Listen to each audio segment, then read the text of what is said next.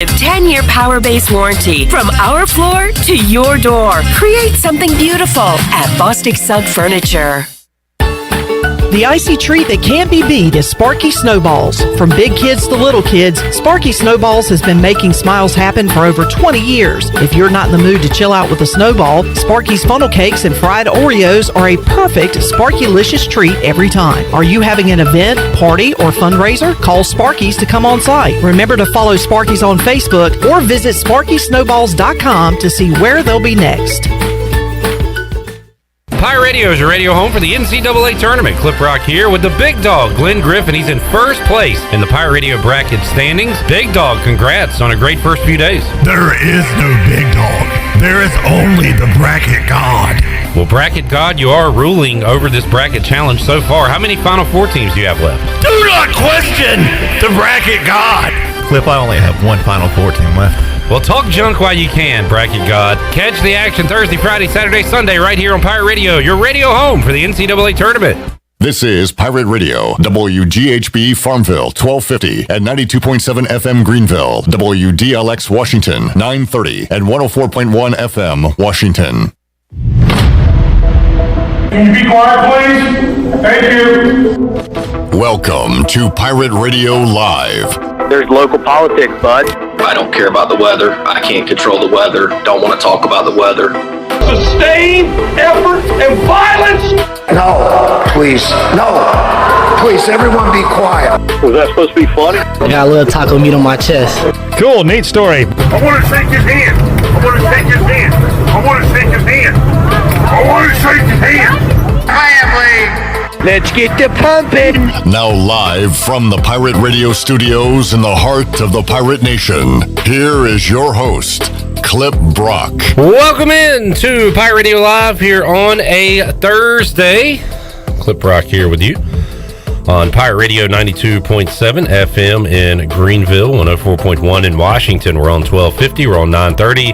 We are online, PR927FM.com, and you can watch the show on Facebook Live and on YouTube. You can chime in there with your question, comment, concern, or whatever topic you want to discuss on this Thursday. Hello to Robert, who says hello to us. Hello. The one all safe. Thank you, Shirley. Just keeping you on your toes here on a Thursday. I'm fired up. I'm like Jesse Spano in that episode where she's practicing for some sort of talent show and also studying. She'll never get into Harvard. She's on the speed pills, the uppers. Yes, the uppers. She's I'm so excited and I'm so scared. And she's scared because my Arkansas Razorbacks,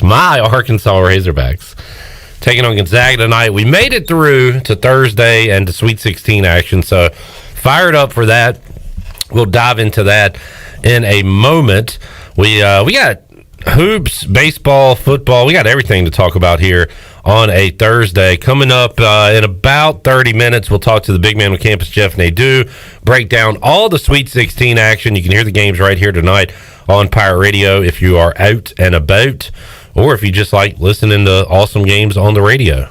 Make sure you check it out. I drove 7.5, 8 hours last Thursday and last Sunday to New Jersey and back, and the whole way there and the whole way back, I had the March Madness app, and I listened to the Westwood One radio calls, and it was awesome, and I enjoyed it.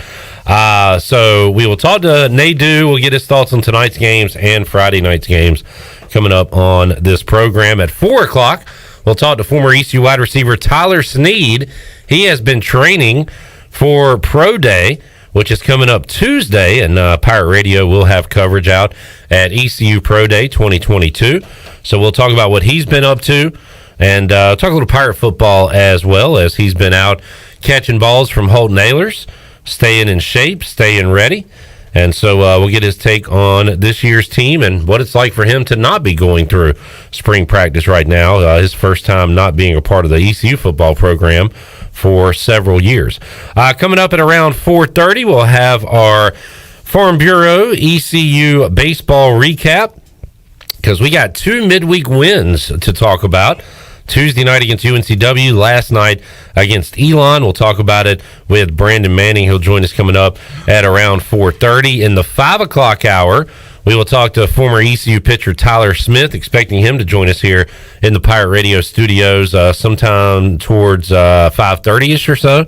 And we'll get his take on this year's Pirate baseball team and talk about what he's up to these days. So Smitty set to join us in the 5 o'clock hour. And also, we are going to be introduced to our new head basketball coach, Michael Schwartz. He's doing some interviews today in about 30 minutes, and Ellerby and our crew will be on hand there talking to Coach Schwartz. So we'll have either that video audio for you before we get out of here today, or we'll go out and chat with Ellerby about what's going on. Michael Schwartz will be available today, 3:30 to 4 o'clock, and he's going to do some one-on-one interviews. Hopefully Ellerby doesn't steal my Beverly Hills question. Actually, you know what? If he wants to ask it one-on-one, go for it. But they'll probably be talking basketball and things like that today with Michael Schwartz. So, once again, football, hoops, baseball, and everything in between coming up on today's edition of Pirate Radio Live. Shirley Rhodes, Chandler Honeycutt here. How we doing over there in Studio B? What's up, Clipper? Hey. Tell me what's up. The sky, clouds, rain. Ugly day today. Were y'all awakened at 5:25 this morning? That was it, yeah. Oh, man, it woke me up. There was big thunder. Huge booms in the greater Winterville area. It was I didn't hear a like thing. Donkey Kong in Greenville. Shirley, you slept through it? I pretty much slept through it, I guess, because I didn't hear anything. Probably having a dream about that weightlifter taking their face off. That thing still creeps me out. Yeah, I know. Sorry Shirley? about that. Clipper? I hate to be a little rude here, but I'm going to need you to back that thing up. Oh! Put her in reverse. Don't back it up too far. I'm right behind you. Whoa, easy. We're gonna start constructing. Oh yeah. Our David Price Construction countdown to kickoff here on this Thursday. Spring ball going on as we speak. And NC State on the clock. It's your ECU football countdown to kickoff, brought to you by David Price Construction, run by ECU alumni. David Price Construction specializes in commercial projects, maintenance on facilities, and large-scale residential renovations and additions. Give them a call today, 919-292-5532, or visit them online, davidpriceconstruction.com, for all your commercial or custom residential and building needs. David Price Construction, proud ECU home services partner. Well done. How many days, Chandler, until the Pirates and the Pack go at it in front of a sold-out Dowdy-Ficklin Stadium crowd? Clip Brock. What? Everybody in Pirate Nation cannot wait for this game, September 3rd. I refuse to wait. East Carolina versus NC State. Well, too bad, buddy. I'm going to induce a coma, and I'm going to come out of it the day of kickoff. Well, that's going to be 163 days away. Wow. 163 days away from East Carolina kicking off the 2022 campaign versus the Wolfpack of NC State. Champagne on my campaign. And so, yeah, that has been your countdown to kickoff, brought to you by David Price Construction. Thank you for that, Chandler, and thank you to David Price Construction, as we'll have more football talk on the way. Holton Ahlers joins us coming up Mondays on Pirate Radio Live. We'll get a spring report from him coming up on Monday. Tyler Snead joins us today. Justin Chase, former Pirate offensive lineman, also getting ready for Pro Day, will join us on Friday's edition of Pirate Radio Live. Sweet. Yeah. Justin Chase, I like him. He's a former radio guy. He's got family in the radio business involved in radio. He is a great personality. What I really want to do is get him in studio so people can get to know him and his personality. We got to know him last year when you went out to the Townbank Tower Media Day, and he's awesome. Had a great interview with you. So can't wait for tomorrow's Pirate Radio Live with Justin Chase and other former Pirates. All right, there is your David Price Construction countdown to kickoff. 167. 163. My clock's off a little bit. I forgot to change time last weekend. That's what happened to me. Speaking of time, Troy D will not be here today. Oh, man. So we're not going to know what the weather's going to be, or we're not going to know like what tomorrow's going to be, what day it's going to be, what time the sunset will be. We won't know how many more days until the official day of summer. We won't know when April begins. Like, we are going to be clueless all day throughout today's show. All right, so Chandler. Well, I need to follow the script. What's next on our script? Oh, it is ECU baseball, right? Because the Pirates have won 2 in a row. 2 in a row. Two in a row. Robert says, weird ending at Clark LeClaire Stadium last night. Got to be honest, I was watching some of the game as I prepared for sports trivia at AJ's. It was on the TVs above the bar, but did not really see what happened at the end of the game last night. No, I was listening to a friend of the show, Scott Rogers, on my way to AJ's for sports trivia, and apparently there was a controversial deal at home plate. Apparently what did I hear? A interference of some sort. How about you explain what happened to us, Robert? Yeah, please, because I didn't see it. Yeah. And but apparently the Elon coach came out, tried to argue, and they said, it's raining, we're ready to get out of here, Pirates win.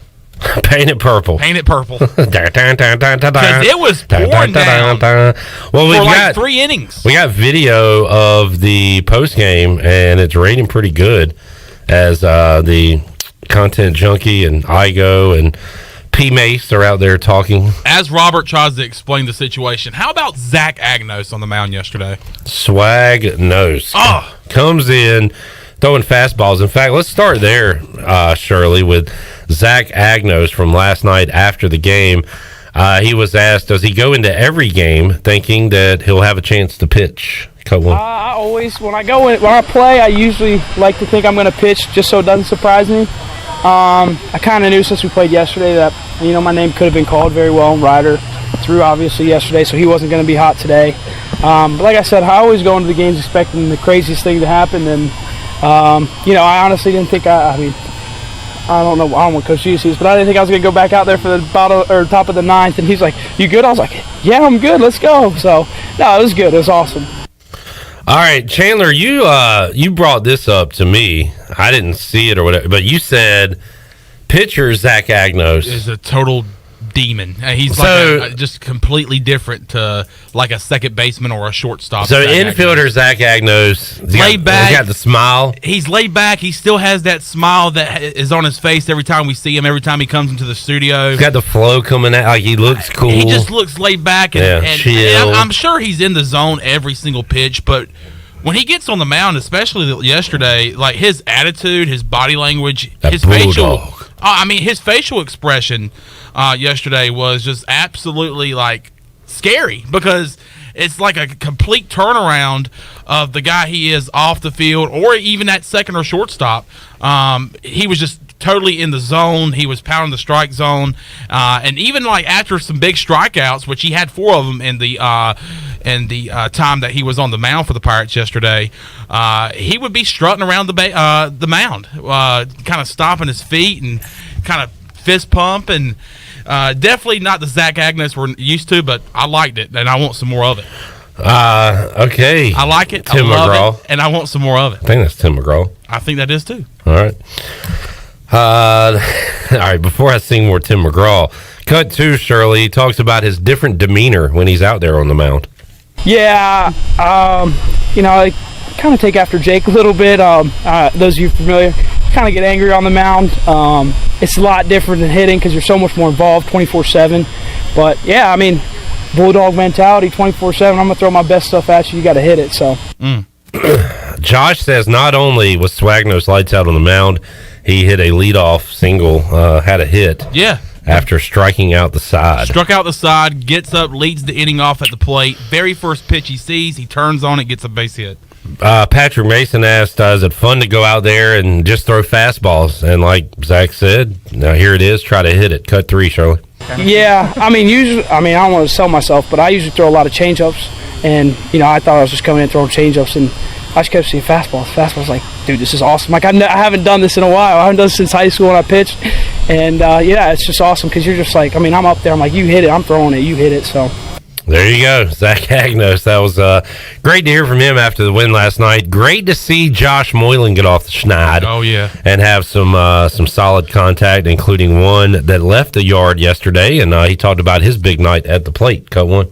Oh, it's good. I mean, I've been swinging well yesterday and today, so I feel like see him fall, obviously one getting out, but I thought it was a great day, just to see him, kind of back to how I was, and so I feel like it's a good thing moving forward. Igo asked him, has it been tough on him mentally to try to fight through these struggles he's had to begin the 2022 season? Not really that bad. I mean, it's just kind of coming here every day and focusing on the things I need to do, whether it's warm-ups, coming out to the field and getting my stretching in, just taking one thing at a time. So I'm not really getting too caught up in, results, really. It's just worrying about my processes and things moving forward. 2 in a row for the Pirates. They'll now play 4 more in a row here at home, with VCU this weekend and then NC State coming up next midweek, and talked about how important this homestand is for the Pirates. Oh, huge. I mean, if we can come out of the home series with a couple wins, I think it'll be great for us. And obviously, our fans are going to be back into it now that we had back-to-back. They're back with the confidence in us, so I think it's going to be huge moving forward. That is Josh Moylan. Robert says that interview sounded electric. And, well, Robert, not only do we have great fans and great facilities, we also have the loudest lights in America. That is true. Sounds like Do we not agree? My grandmother used to have one of those bug zappers outside. You remember those things? Are they still a thing? They are still a thing. We're still I see them all the time. Electrocuting bugs. That was such a fascinating thing as a child. They also have one that looks like a tennis racket that electrocutes them. Oh, that's fun. Like you take it, you just swat at it. I got to tell you, I'm into bug torture. Although it might kill them instantly. Maybe it's very humane. I don't know. Let's hear from the head ball coach, Cliff Godwin, talked about his team's victory over the Elon Phoenix. Anytime we can win a game, I'm not going to complain a whole lot. Did we play our best baseball today? No, we didn't. Do some things. I thought we swung the bats well. I thought we played good defense. Just really happy for Agnos getting us out of a jam, and then Spivey coming out on fumes. He just ran to the bullpen and said, hey, I'm going to get hot. So, when you got guys competing like that, that's pretty special. All right, there is Cliff Godwin after the win last night. ECU and VCU going at it. Old CAA battle coming up on Friday, Saturday, and Sunday. Here's something for you on the Buccaneer Music Hall leaderboard presented by Buck. Harold Varner III taking on Brooks Koepka today in match play. Brooksy. And not going well. Harold Varner just bogeyed the par 5 on 6. He is now 2 shots down on Koepka through 6. So we'll keep an update. Hey, get one back here and one back a few holes from now. You'll be right back in it. But tough start to the day for Harold Varner III. We'll keep you updated on that. So we'll talk more Pirate baseball coming up with Brandon Manning later on in the show, and planning to hook up with Tyler Smith in hour 3 of today's show. We are also saying hello to a new basketball coach, Michael Schwartz. Going to be doing some one-on-one interviews coming up at around 3:30-ish, and our Jonathan Ellerby, Big Dog, and others will be there covering that. So we will have that interview for you certainly by the time this show's over online on social media, and hopefully we can pass along that audio to you before we get out of here today. But we've seen Schwartz on a Zoom, Chandler. I understand. In a hotel room getting ready for NCAA tournament. I understand that he talked to some Pirate Clubbers yesterday. Okay. And had some discussions. Said there's a new sheriff in town. He said, hey, y'all better watch out. You better watch out in this town. There's a new sheriff in town. The Schwartz is here. And I got a big recruit. Never underestimate the power of the Schwartz. I'm bringing in Haas Cartwright. To join the team. Coach, who's this guy you're going to bring in? Haas. Cartwright. Haas Cartwright. Haas Cartwright. He is recruiting his own players at this time, and is also going to, from what I was told, he gave the speech that he's going to attack North Carolina recruiting and try to keep these good players in our state here in Eastern North Carolina. So saying all the right things right now and looking forward to hearing what he has to say to Ellerby and crew coming up later on this hour. We'll have that for you. We have got hoops coming up tonight. Ba-da-da-bum-bum. Ba-da-da. Ba-da-da-da-da-da-da.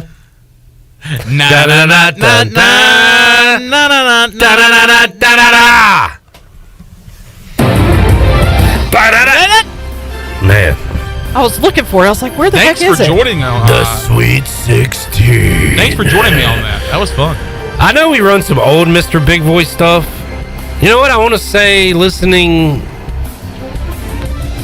these during the first and second round, I believe I heard Mr. Big Voice. You think he's still doing his thing, Shirley? Or is that like old cuts? I don't know. We had him on the show. Can you find the one we did with Troy D and Ellerby? Where he orders a pizza? See if we have Mr. Big Voice somewhere saved, Shirley. Oh, I remember it, but I don't know. Hold on. Let me see if I can find it, because I was just looking for it not too long ago. Hopefully it's saved as Mr. Big Voice. In fact, we've got him saying a lot of stuff. Some like on the air promos, but some that he did when he was on Live at 5 with Troy D and Ellerby. Yeah, that's what I'm looking for. So whatever you can find for Mr. Big Voice, let me know. Here we go. All right, Hang on. Let's see what we got. Mr. Keep it up, booba da down, but the scowl. Oh yeah, Mr. Big Voice orders Domino's. Hold on. Mr. Big Voice was on Pirate Radio on Live at 5 with Troy D and Ellerby, and we asked him what it would sound like if he ordered a pizza. I'd like 2 large pizzas with pepperoni, and you better not forget the Cinna sticks, damn it. We got Mr. Big Voice to cuss on Pirate Radio. It says the cons Mr. of Big having an awesome voice, people telling you to say stuff. I know, he probably hates that crap. Don't miss a single minute of the action. That was a little NFL. What else you got? Anything? Let's see. Hold on. 12 teams, 1 goal. The 2006 NFL playoffs, exclusively in Westwood 1. That was 16 years ago? Yep, hold on. Hit that the start of that again? Not really. Oh, hold on. Not really. Not really. Well, I checked my emails. Okay, what was it you wanted to I just wanted to hear the beginning of that 2006 NFL one that you played, where he said 12 teams. If it's this... Oh, no, that's not it. It's this one. 12 teams, 1 goal. The 2006 NFL playoffs, exclusively in Westwood 1. I'd like 2 large pieces with pepperoni, and you better not forget the Cinna sticks, damn it. If you heard that, I would be terrified to bring that man his pizza.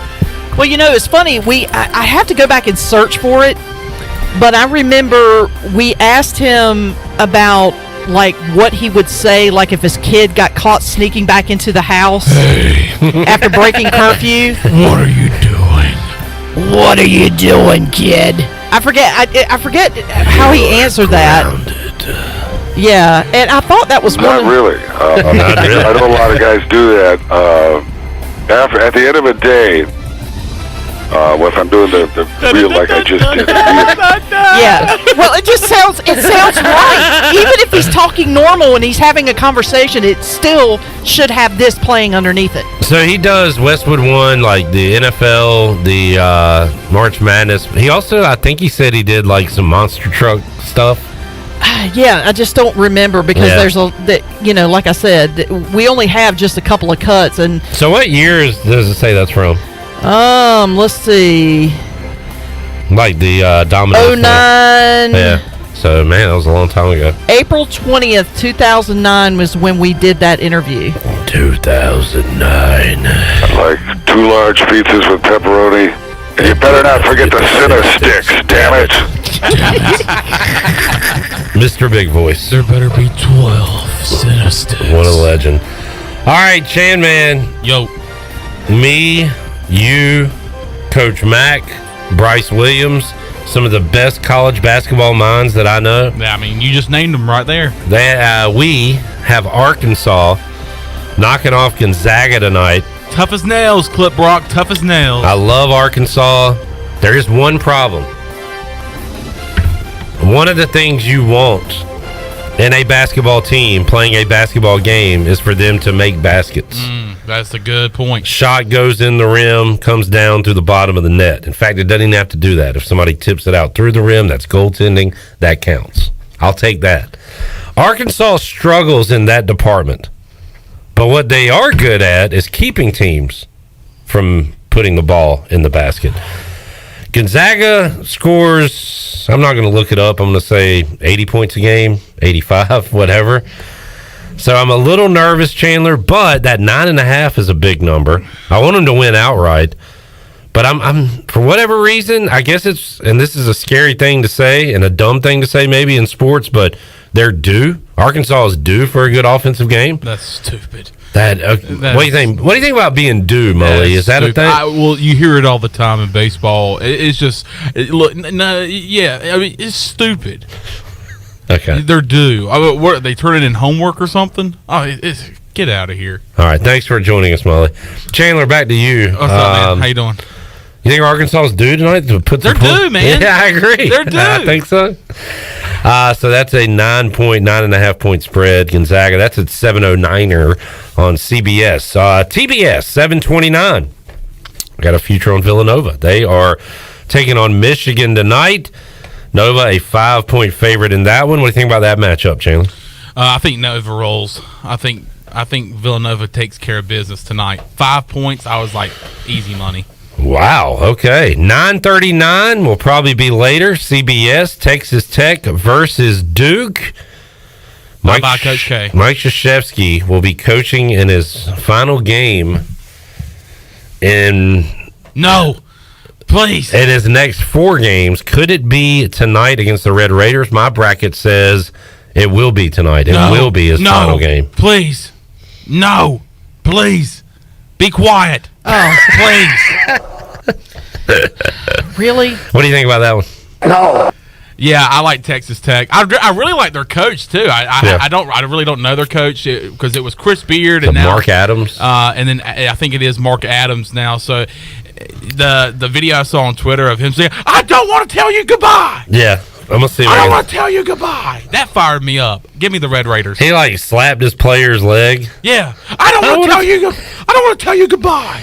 Let's see if I can find it and have Shirley play that for us on the air. Which one? It's Mark Adams. Okay, Mark Adams. So that's what I'm looking for. And it's a video of him in the locker room talking to his team. It's a very short video. Very short. Where would I find it, on Twitter or I don't want to be done. Well, here's one. Search No Context College Basketball. Okay. They posted it last night at 11:50. So if you can find it off that, we can play it. Final game tonight. What a matchup. This is going to be awesome. How good is Arizona? I don't know, because I hadn't watched them play a lot. I watched them play against UCLA in the Pac-12 championship, and they looked like an NBA team when it came to scoring and the offense they run, getting up and down the court. They are favorites against Houston. You want to talk about tough, Chandler? Houston is tough. The Cougars. And Clip, look, yes, they are. They're tough. And Kelvin Sampson is a hero in the state of North Carolina. Cy Seymour said that earlier this week. I got Arizona, and I'm sticking with Arizona, but I'm not confident about Arizona. What do you think about this game tonight? Yeah, I'm taking Arizona too. But Houston, really, they're playing really good basketball. They were in the Final Four last year. They're trying to get back again this year. They'll have a lot of fight in them, but I think the Wildcats get it done tonight. So this game in San Antonio, Texas, as is Michigan, Villanova, Arkansas, Gonzaga, and Texas Tech Duke, all the way out in San Francisco, California. I got it. All right, so this is a very short video. Mark Adams talking to his team, and he wants to win because he does not want to say goodbye to his players. He also slaps a player on the leg. It's kind of funny. All right, let's hear it, Charlie. Better second half. Because I don't want to go home, and I don't want to say goodbye to you. Better second half. I don't want to say goodbye to you. Hit it one more time. So he says, we got to play better in the second half because I don't want to go home. I don't want to say goodbye to you. Hold on. All right, let's hear it. Better second half. Because I don't want to go home, and I don't want to say goodbye to you. How special do you think that one player was when he slapped him on the leg, looked him in the eye with the 12 people on the team? He looks into his face and says, I don't want to tell you goodbye. Yeah. Because what about everybody else on the team? If you lose this game, we're never speaking again. I don't want to tell you goodbye. This is not see you later. This is goodbye. Hey, at 5:58, I'm going to say, can we go another 15 minutes? Because I don't want to go home. I don't want to tell you goodbye. Mark Adams is an interesting guy. He looks old. He is an old-looking fellow. And he is old, but he has maybe young hair. He's got a lot of hair for a guy his age. He definitely has some old mannerisms, too. He's got some, like... the slapping of a leg and saying, I don't want to tell you goodbye. I don't want to tell you goodbye. He's kind of got me and Ellerby hair. Kind of is a lot of it. What a flow, then. Yeah, I mean, great head of hair on that Mark Adams. I like him. I'm a fan. So those are the matchups tonight. We'll break them down even further when we return and talk to the big man on campus, Jeff Nadu. He'll join us on the Pirate Radio live line still to come on today's show. We'll get the recap of Ellerby's one-on-one with Michael Schwartz, the new head basketball coach at East Carolina. We'll have our ECU baseball recap brought to you by Brandon Manning, Farm Bureau, as we'll talk about the Pirates winning a couple in a row. Brandon will join us later on in the show. Also, Smitty, Tyler Smith, is going to join us in Hour 3, former ECU pitcher. And another Tyler. It's Tyler Day. Tyler Snead joins us at 4 o'clock, talking Pirate football and Pro Day coming up on Tuesday. Take a time out, come back. If you are excited about the basketball the next 2 nights, make sure you are back with us after this break, because the big man on campus is going to break the games down right after this.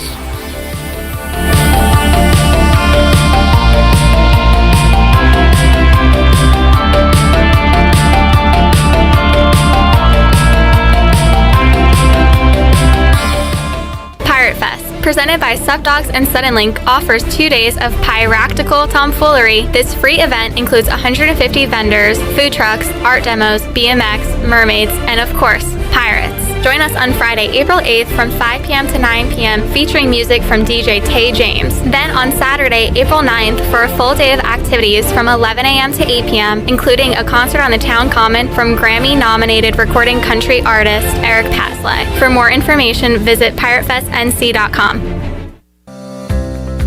Do you want to get rid of wrinkles, tighten and lift your skin, smooth your skin texture, erase veins and brown spots, and get rid of unwanted hair? Are you interested in Botox or filler? Contact the licensed professionals at Beauty Bar Medi-Spa on Red Banks Road in Greenville. All products and services are on sale at our Spring Extravaganza, April 4th through the 8th, beautybarmedispa.com. Follow us on Facebook and Instagram. Enjoy your visit, love your transformation. Go Pirates! You've worked hard to make your business successful, and that's why it's really important to always have a bank in your corner when you need them. This is former ECU baseball player Ashley Capps from First Bank, and our experienced team of local bankers includes Lee Watson, Bonner Latham, Chris Richards, Josh Hooten, and Heath Nisbet. To get the business services that are right for your business today, come and see someone on our team at First Bank on Arlington Boulevard here in Greenville. First Bank, together with our customers, we're creating a world where individuals and communities thrive. Member FDIC, Equal Housing Lender. The Special Olympics USA Games is my time to shine. And Jersey Mike's Day of Giving is yours. Grab a sub on Wednesday, March 30th, and all sales will be donated to the games. Jersey Mike's, be a sub above.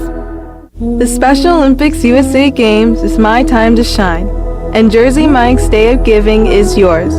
Grab a sub on Wednesday, March 30th, and all sales will be donated to the games. Jersey Mike's, be a sub above. This is Talbot Green with Angel Oak Home Loans. The real estate market is extremely competitive right now. The importance of being pre-qualified is absolute must before you begin shopping for a new home. At Angel Oak, we offer a wide variety of programs ranging from conventional, government, and portfolio loans that fit most financial situations. To get started, contact Talbot Green, Braxton Green, Joanne Weir, or Wanda Hager at 751-2060. NMLS 1719250, Equal Housing Lender.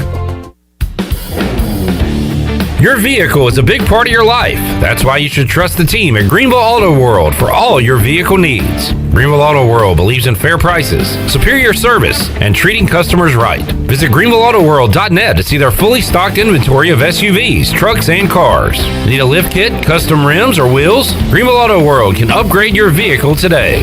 For sales or service, visit Greenville Auto World on Highway 43 in Greenville.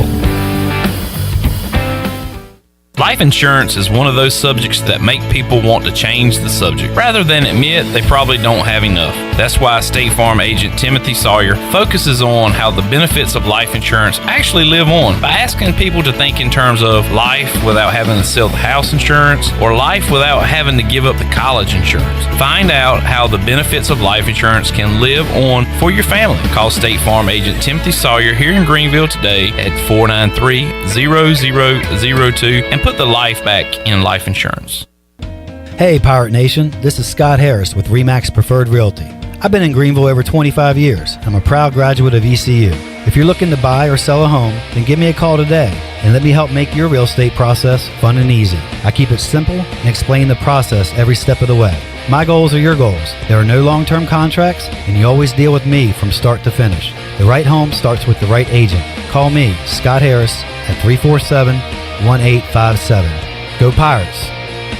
This is Coach Blake Harrell, defense coordinator for East Carolina football, and you're listening to Pirate Radio, the voice of the Pirate Nation.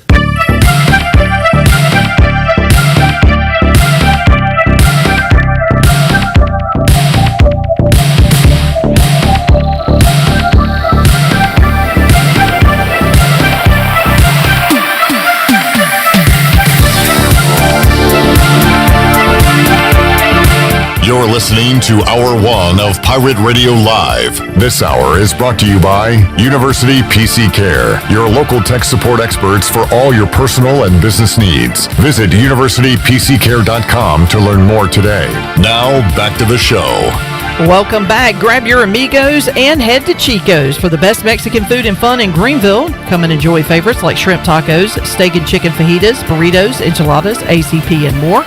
Follow Chico's on Facebook and Instagram for daily updates. For Mexican food and fun, it's got to be Chico's for dine-in or to go. Now let's head back into PRL. Here's Clip. All righty, basketball on the way tonight right here on Pirate Radio. In fact, we'll pick up pregame coverage at 6 o'clock right after we're done here on Pirate Radio Live. Let's talk about all the action tonight and tomorrow night in the Sweet 16 with the big man on campus, Jeff Nadu. He joins us on the Pirate Radio Live line. Big man, how you doing today? Pretty good. How are you, Clip? Doing good, and looking forward to tonight. So you've been on Arkansas for a while. I jumped on kind of later on the must bus, so to speak, and boy, they have not looked great offensively in their first two tournament games, but they bring their defense every night. They bring their toughness every night, and that's helped them get through the first two games of this tournament. Different animal coming up tonight with Gonzaga, who can score at times at will. I feel okay about it, plus 9.5, Jeff, for Arkansas, because I do think they'll play better offensively tonight. I guess I'll just say they're due. But I do feel like they could give Gonzaga some trouble on the defensive end and can keep it within that number. Like I said, you've liked the Razorbacks for a while now. Do you like them one more time tonight against Gonzaga? I can't say I do, Clip, against them here. I like them. I hope they win. I would love to see it, but I just don't see it. I think Gonzaga's a buzzsaw.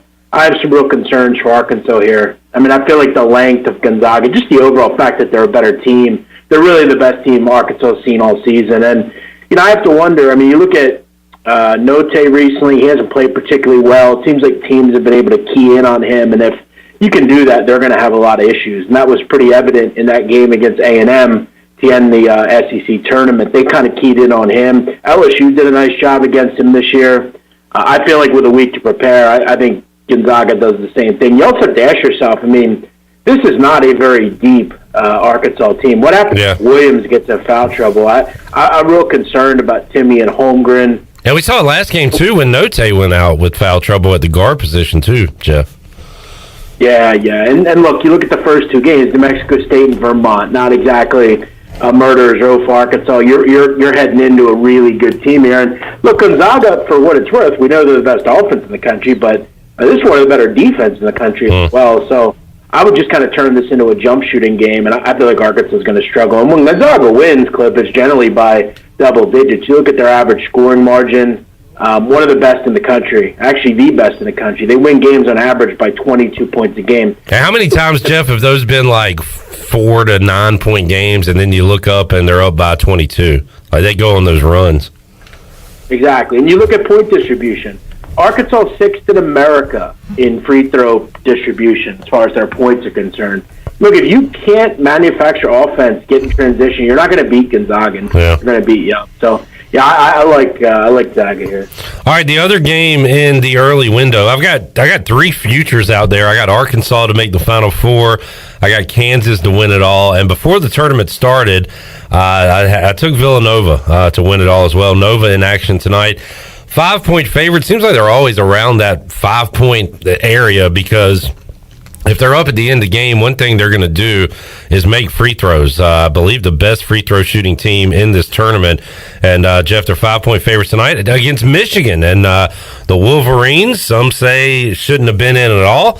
Now they've won a couple of games, and here they are with a chance to go to the Elite Eight. What about this matchup tonight between Michigan and Nova? I kind of like the over a little bit here. I've been playing Michigan overs.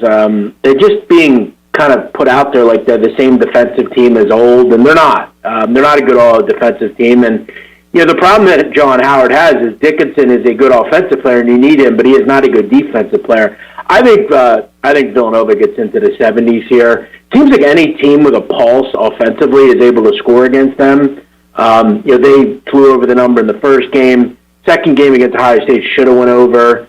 I just feel like both offenses are efficient in this game. And you look at Villanova, anytime they play a team, as I said, with a pulse on offense, UCLA, Purdue, Baylor, Creighton, Marquette, Providence, Connecticut. I mean, all those teams were able to score. I feel like this is first to 70 wins. I thought 134.5 seemed a bit low.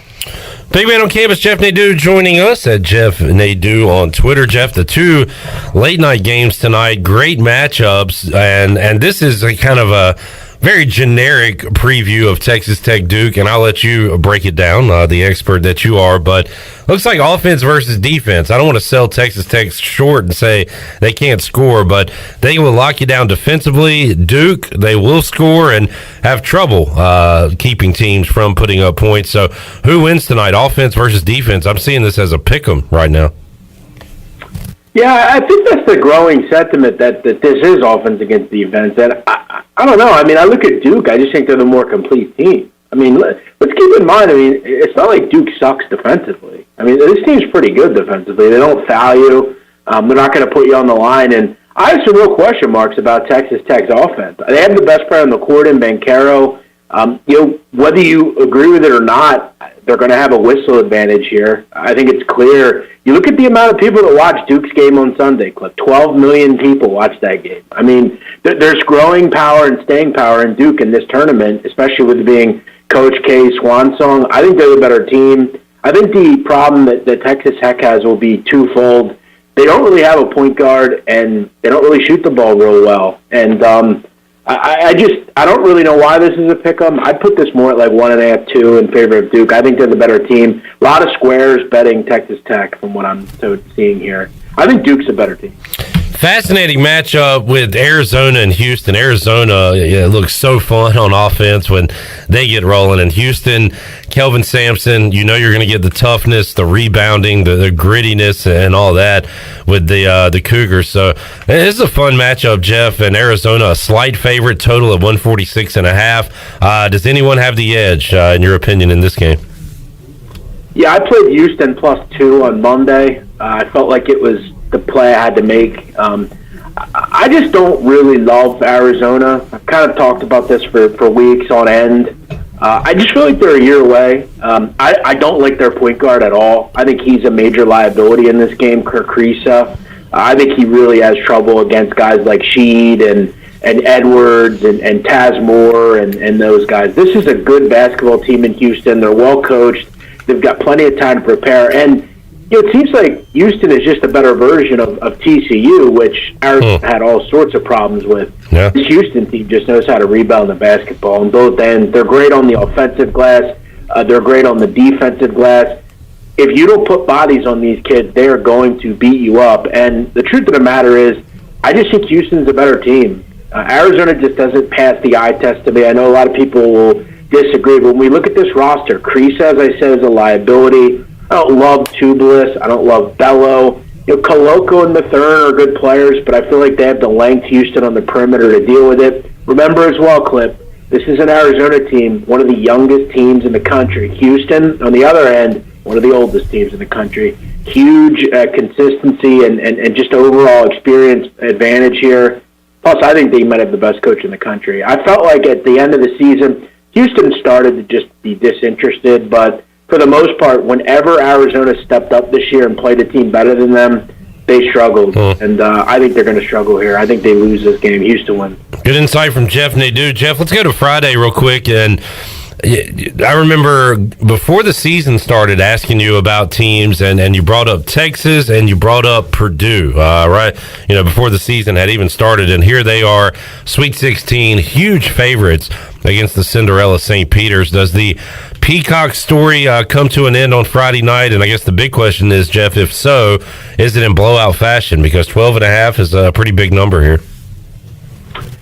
Yeah, I think this is a pretty good number, quite honestly. I mean, St. Peter's is 22-9 against the spread this year. That's second best in America. So they cover numbers, and they do little things, right? They stay in games by hitting three-point shots, gutting to the foul line, and playing good defense. And they've been able to check the boxes. They haven't lost since February 20th because their ability to do those things. This is a tough matchup, though. Kentucky doesn't really have bigs that I'm not worried about outside of Sheboy.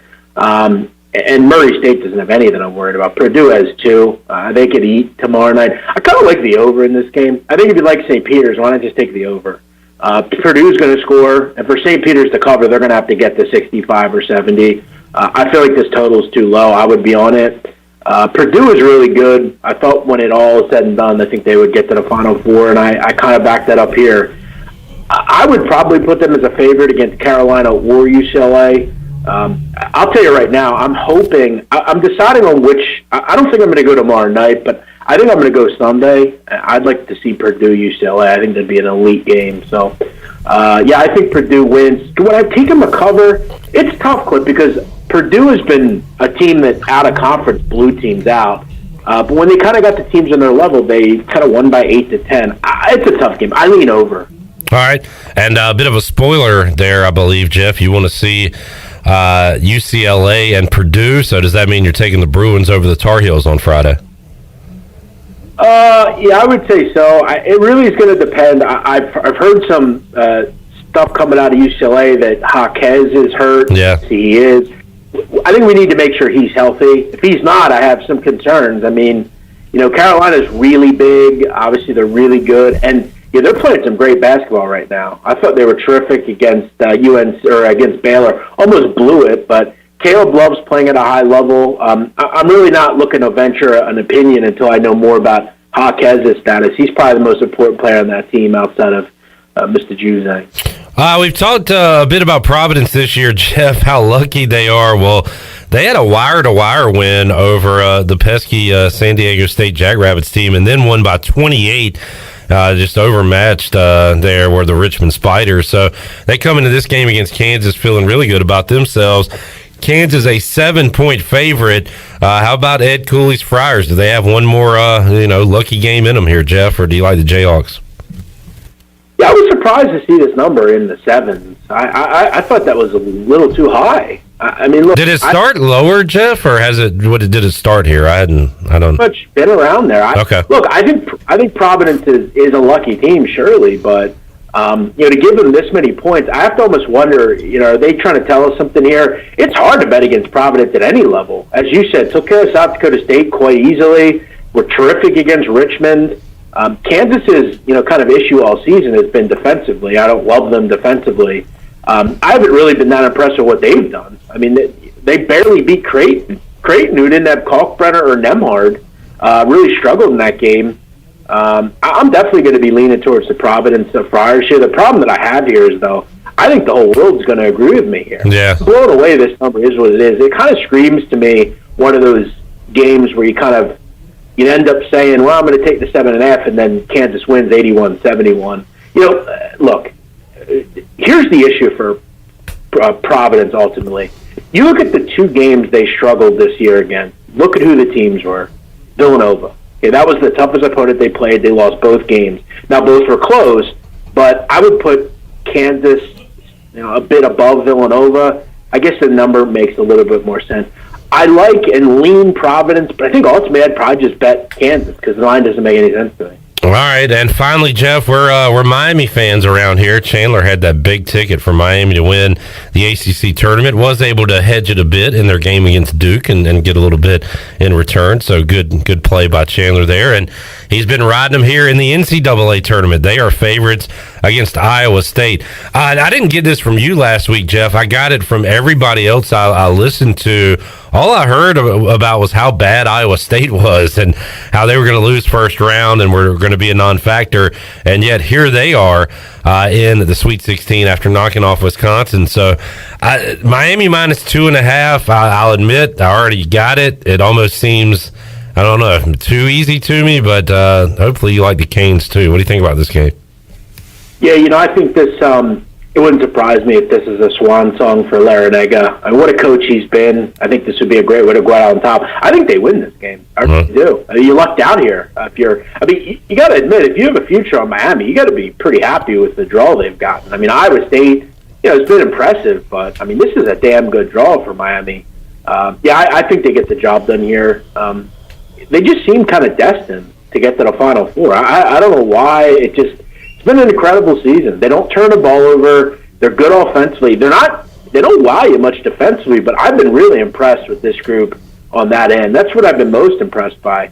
You shut down USC and Auburn. That's not easy to do. Yeah. And they did it. They didn't even get up 70 points in either game. Charlie Moore's been fantastic. Wong's been a complete, just a high-five pogo stick kind of guy. Yeah, and it's a cliche, Jeff, but you want good guard play to make a tournament run, and the Hurricanes certainly have that with those guys you're talking about. Exactly. And you got kids that really have never had any success. Moore's been at like 4 different programs. McGusty didn't have any success at Oklahoma and decided to come to Miami.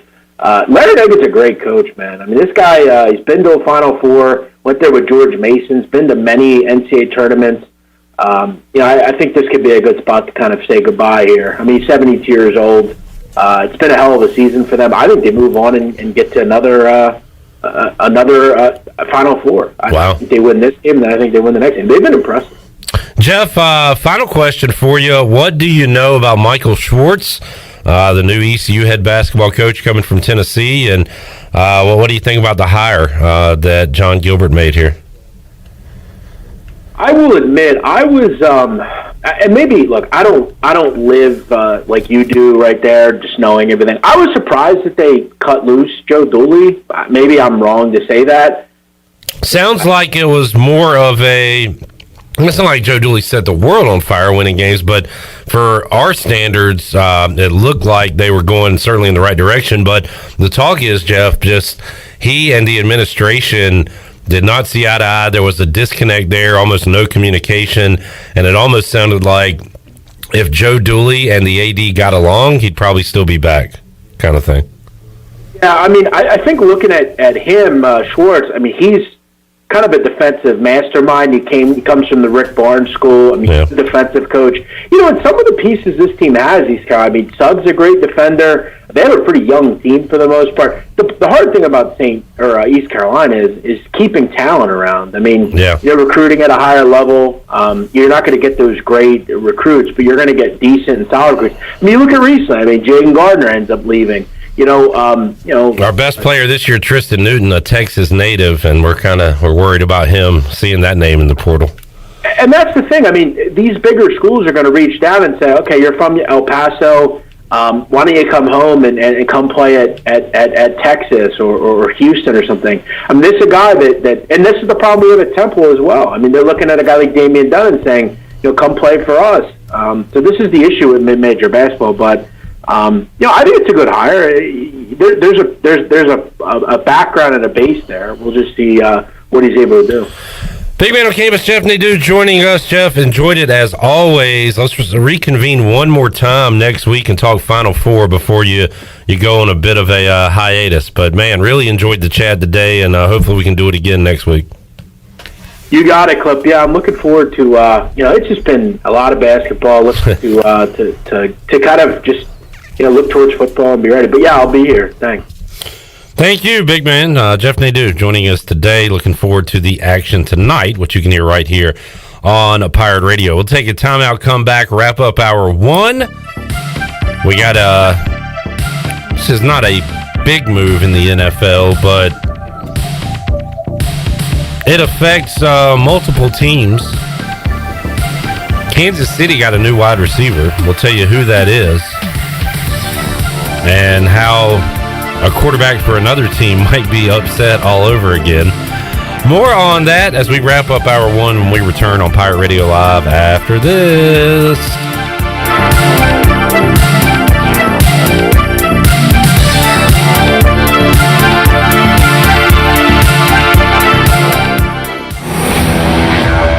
The best burgers around. Everyone loves a thick, juicy, and fresh burger. Tiebreakers in Greenville, plus the all-new Tiebreakers in Winterville do real burgers better than anybody.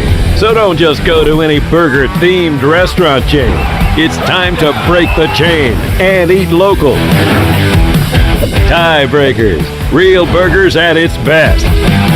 Everybody loves burgers. Be sure to check out David Price Construction for all of your commercial or custom residential renovation and building needs. Run by ECU alumni, David Price Construction specializes in commercial projects, maintenance on facilities, and large-scale residential renovations and additions. Proud to be voted the Remodeler of the Year by the Home Builders Association of Raleigh-Wake County in 2018 and Best Business Commercial Remodel Project winner for 2020. David Price Construction, the proud ECU Home Services partner. The Rick House is Eastern North Carolina's premier American-style restaurant and bourbon bar with daily specials. And here's the lineup. Mondays feature $7 margaritas and half-price appetizers. Tuesday is stuffed seafood night. Wednesday is date night. Thursday is roasted smoked lamb chop night. Fridays is prime rib night. And Saturday is Italian night and is also Fred and Wilma night with our 36-ounce bone-in tomahawk steak just like the Flintstones. And on Sunday, it's our legendary brunch from 10 to 2. The Rick House, American Provisions and Spirits, 710 Red Banks Road beside the bowling alley in Greenville. UBE and PirateWear.com is excited to offer Pirate Nation the largest selection of new ECU merchandise and tailgate supplies ever. UBE has the best prices in town, so that makes UBE your one-stop shop for all things ECU. UBE does daily restocks of Champion, Adidas, and Under Armour. Don't forget to bring your young Pirates in to plunder the Crow's Nest, which is the only kids store dedicated to ECU. Plenty of free parking uptown in Greenville. Visit them at PirateWear.com. Go Pirates! Warren's Hot Dog Pizza, homemade lemonade. Hey Pirate Nation, Warren's now has 2 locations. In Greenville across from Ron Ayers Motorsports and the Chocowinity location next to the fire department. Stop in today for hot dogs, pizza, subs, apple and peach turnovers, homemade lemonade, and breakfast in Chocowinity featuring homemade cheese, ham and chicken biscuits, plus sausage dogs and more. Warren's Hot Dogs. Want some? Get some. Go Pirates.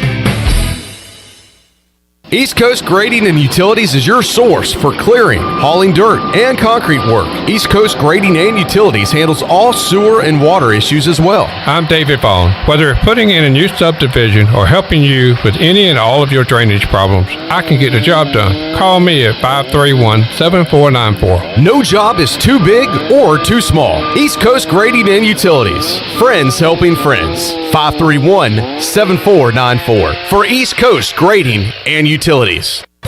Chico's in downtown Greenville is celebrating 39 years in business all month during March with a special anniversary menu. Grab your amigos and enjoy blasts from the past menu favorites like Cancun oysters, chili dog, costillas, and the pollo limon. The celebration doesn't stop with your favorite Mexican food. Drop in for one of those famous Chico's margaritas in the bar or outside on the patio. Hurry in, the celebration menu ends March 31st. Chico's, where the fiesta never ends.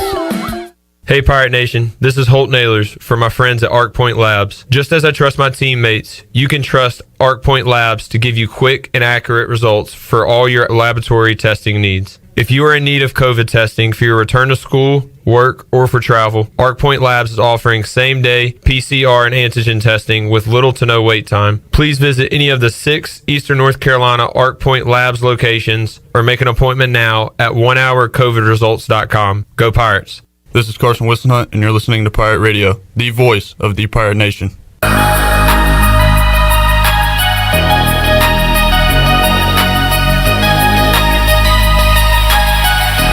You're listening to Hour 1 of Pirate Radio Live. This hour is brought to you by University PC Care, your local tech support experts for all your personal and business needs. Visit universitypccare.com to learn more today. Now, back to the show. Welcome back. University PC Care has been Pirate Nation's go-to IT expert since 2006, and they are the local tech support experts for any of your business needs.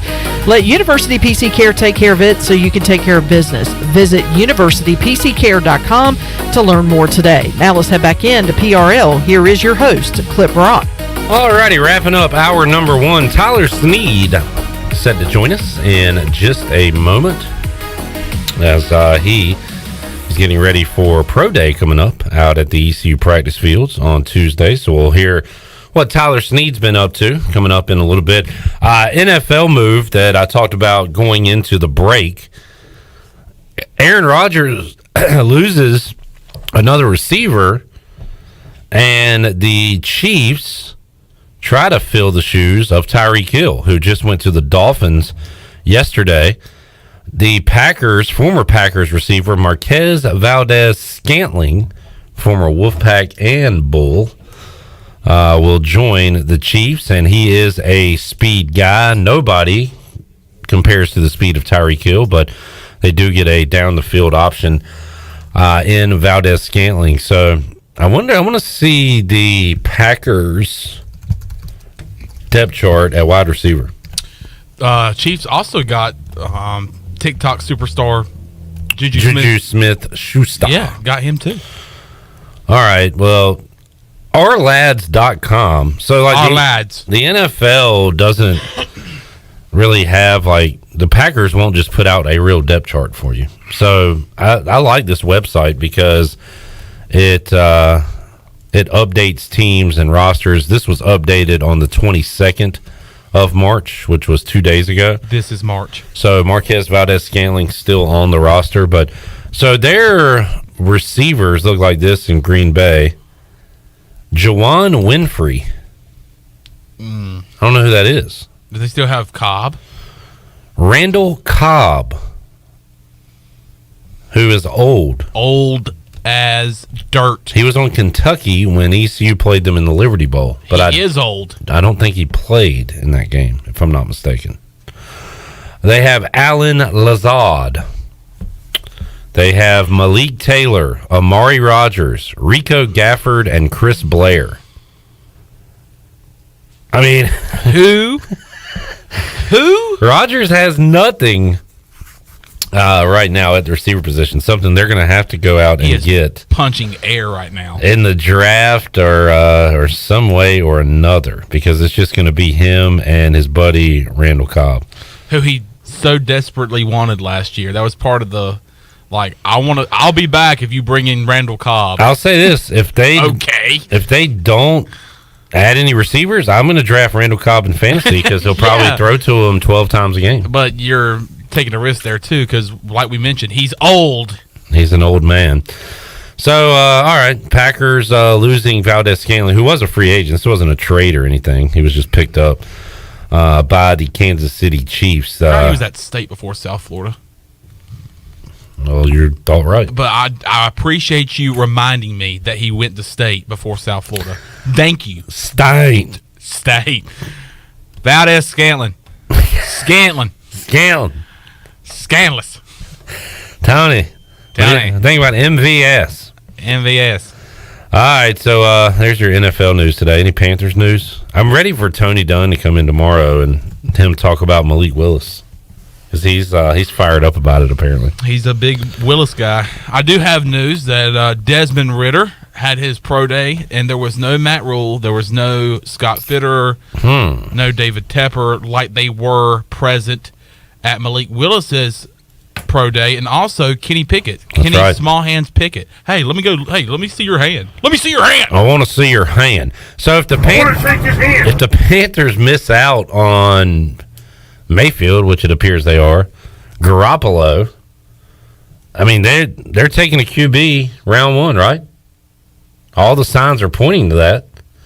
Because there's no way they have enough belief, enough trust, and it has sounded like from many people, Scott Fitterer, Matt Rule, David Tepper, that Sam Darnold is not going to be the guy for the Carolina Panthers next year. So you would have to think that there will be a quarterback coming in the draft for Carolina at 6. Will they have to move up because the stock, their stocks are rising, especially Malik Willis's stock? That's crazy that now how much things can change. Because there was talk like, well, there might not be a quarterback taken in the top 10 or top 15. Yeah. And now you're talking about moving up from 6. Yeah. Just because everybody's skyrocketing. Well, Willis in particular. But the question is, who is the quarterback that they will take? Will it be Pickett? Will it be Willis? Because in the pictures that we saw, it looked like Matt Rule had a big smile on his face for both of those pro days. So kind of playing with the poker face there. So I don't know. We'll see. What it looks like now is that the Panthers are not going to do anything with a trade, free agency. But, I mean, this is the NFL. They always find a way to, make headlines. And so it can happen tomorrow. It can happen this afternoon, tonight. But right now it looks like maybe the Panthers are going to be looking for a new quarterback, a young one, in the draft. It's a fascinating conversation that we'll get into tomorrow when Tony's here, but Matt Rule seemingly is coaching for his job this year. And if it was up to him, he wants Tom Brady or Aaron Rodgers. He'll sell the farm to get a quarterback because he needs to win now.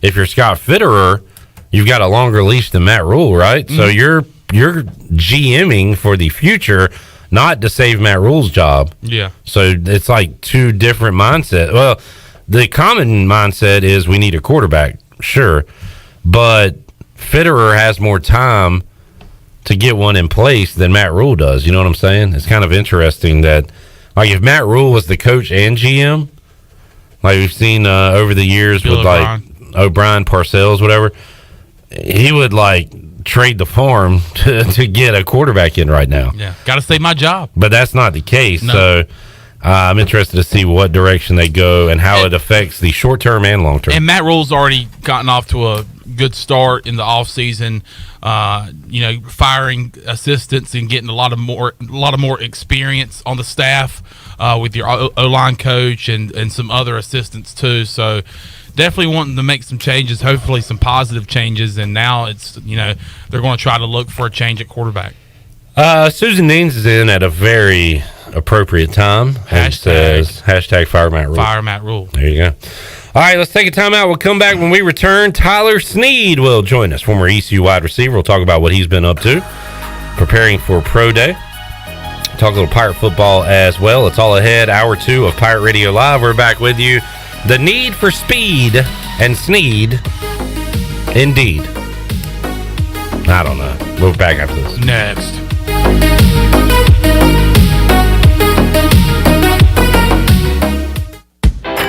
Buccaneer Music Hall is your beacon of music in the land of pirates and ENC. Open 7 days a week from noon until 2 a.m., the Buck features live music every night of the week. Tuesday is karaoke with DJ Captain Morgan. Wednesday is acoustic night. Thursday is the DJ dance party. And Friday and Saturday nights, it's live bands. Check out the Buck's Facebook or Instagram page for more information. The Buccaneer Music Hall. We'll see you at the Buck.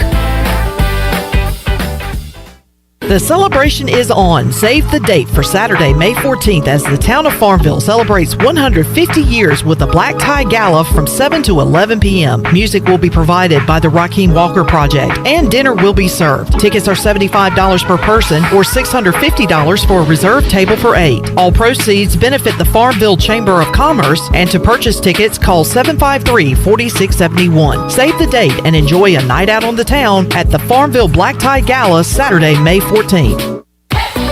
Come pop a top at Jarvis Street Bottle Shop. Jarvis Street Bottle Shop is a specialty shop selling craft, domestic, and import brews, along with wine and growlers. Hosting a tailgate? Stop by the shop and grab a keg for your party or event. The Bottle Shop offers monthly beer and wine tastings featuring rotating NC craft breweries, along with live music and discounts. Stop by the shop Tuesday through Sunday, or check them out on Instagram, Twitter, and Facebook. Hey Pirate fans, Derek Pizzeni from Carolina Wealth Management. Are you a fiduciary? That's a question every investor should ask their advisor. A fiduciary is an individual who acts in the best interest of a particular person or beneficiary. Is your advisor a fiduciary? You should know it's your money. At Carolina Wealth Management, we do things differently from other investment firms. To learn more about the benefits of working with a fiduciary advisor, visit mycarolinawealth.com. That's mycarolinawealth.com. The convenience of Pitt Greenville Airport is waiting just outside your front door. Service is back, so you're connected to destinations worldwide through flights from American Airlines. Plan your next trip. Book your flights today at flypgv.com or aa.com. Avoid the long check-in lines and congestion at the big airports and fly local at PGV. Fast, convenient, and close to home, PGV has more American Airlines flights. Book today at aa.com. PGV, where the pirates fly. Crust is the most important part of stuffed crust. It's half the name. Papa John's crust is made from 6 simple ingredients. 7 if you count all this cheese. Better ingredients, better pizza, Papa John's.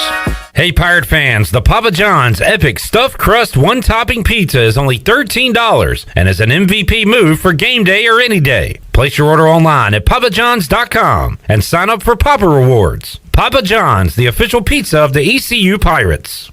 From our floor to your door, Bostic Sugg Furniture has what you need in stock, so you can get your furniture now, not later. Save store-wide, plus get special financing on our huge selection of beautiful furniture from Lazy Boy, Bassett & Rowe. Better sleep starts now on the Arctic Mattress by Serta on a power motion base with 48-month special financing and no money down, plus our exclusive 10-year power base warranty. From our floor to your door, create something beautiful at Bostic Sugg Furniture. You know what happens when you mess with a 125-year-old legend? You get Topo Chico Hard Seltzer. Inspired by the legendary taste of Topo Chico mineral water and crafted with unique flavors like strawberry guava, tangy lemon lime, tropical mango, and exotic pineapple for a crisp, refreshing finish. Topo Chico Hard Seltzer is a game changer. New Topo Chico Hard Seltzer. Legends never stop refreshing. TC Hard Seltzer Company, Tempe, Arizona, Auburndale, Florida. Celebrate responsibly. This is Pirate Radio, WGHB Farmville, W224EI Greenville, WDLX Washington, and W281CH Washington.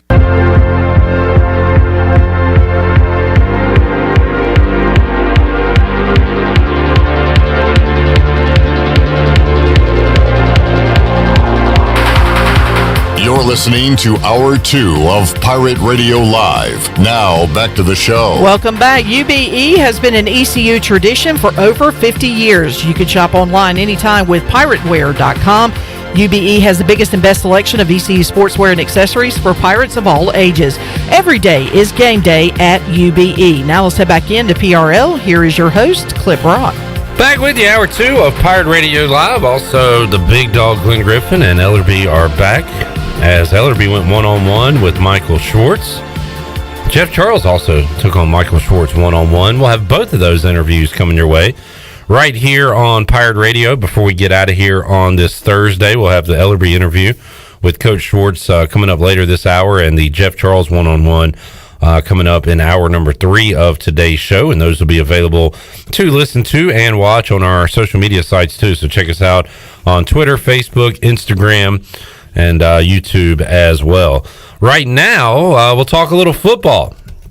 And selfishly, we wish this guy was practicing spring ball with the Pirates, but for him, we are very happy for Tyler Snead that he is going to pursue his professional dreams. And part of that, a great, I guess, debut in front of some NFL scouts and a way for him to get some eyeballs on him will be coming up Tuesday at ECU Pro Day.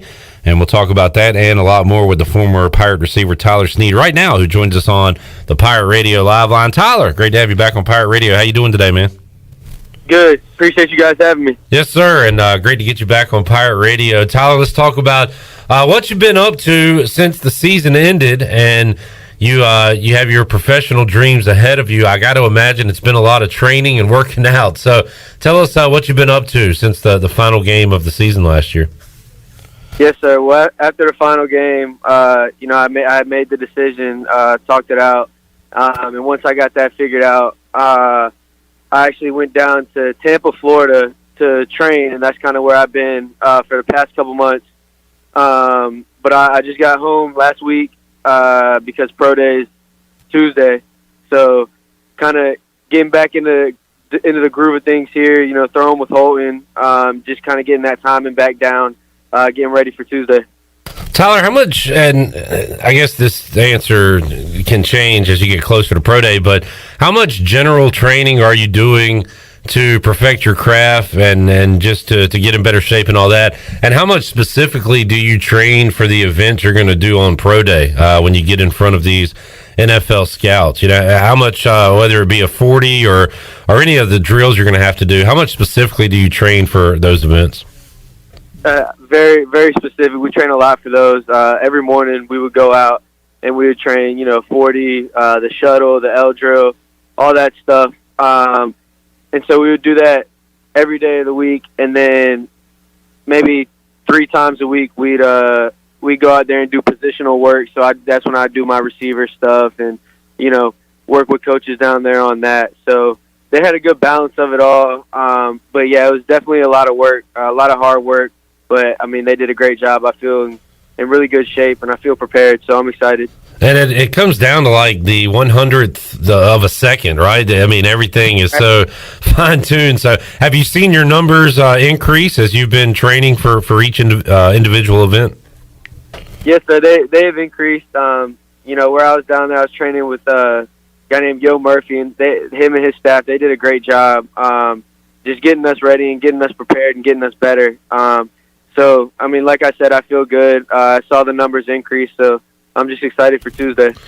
Tyler, there's probably some other drills and things you do that teams may focus on more than the 40, but we look at the 40 as just kind of a barometer we use, and it gets the most attention. So is there a specific time you want to hit on Tuesday when you're in front of the scouts, a time that you're looking to get? I just want to run fast. The time, they told us down there training time, don't really think about it too much. Just think about what a good rep feels like. And so, that's what I'll go out there and try and do. But, hopefully I just run fast. I run a good time. Who is Holden going to be throwing you passes on Tuesday? Do you know who your quarterback's going to be out there? Yes, sir. So it'll be Holton. I threw with him yesterday. We got together. I was back down there and we threw, or Tuesday, my fault. And I think we're throwing again tomorrow just to, get the timing down, get used to, the script that we'll run through, kind of. This is all part of it, and everybody goes through it, Tyler, but is it frustrating that you can't just hand them your game film and say, hey, here I am? Like, look at everything I did as a college football player at East Carolina, but instead you got to do all these drills and they got to measure you and all that stuff. And yeah, it's important, but man, when you put on the uniform and what you've done on game day, that should be the main thing, right?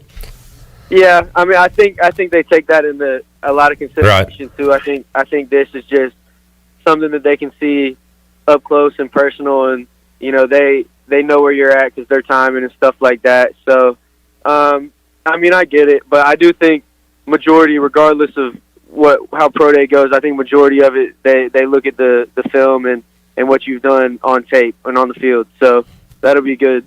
Tyler, up to this point, have you talked to any teams? Is it more about your agent talking? Have you had any contact like that? Yeah, just a little here and there. Not really teams. Like, I haven't sat down with teams and talked to them. I didn't play in any of the bowl games or anything like that. But I think they said that just kind of picks up after Pro Day and all of April leading up to the draft. That's when you'll kind of sit down and maybe break down more film with coaches and sit in with them so they can, ask you and pick your brain a little bit.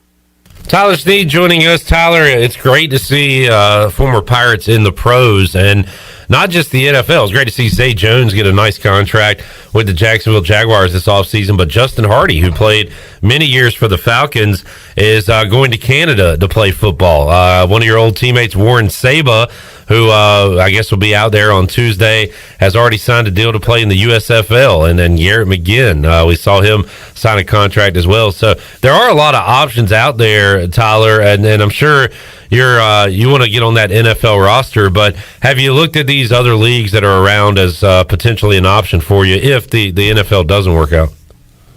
Yes, sir. I mean, I've seen them. All those guys. I just want to say congrats to them. That's huge. But yeah, no, I've seen the new leagues, and I saw Zay and Garrett and all those guys, and so that obviously, like, if the NFL doesn't work out, I still want to play football somewhere. But I mean, right now, my focus, I'm trying to put that 100% on the NFL.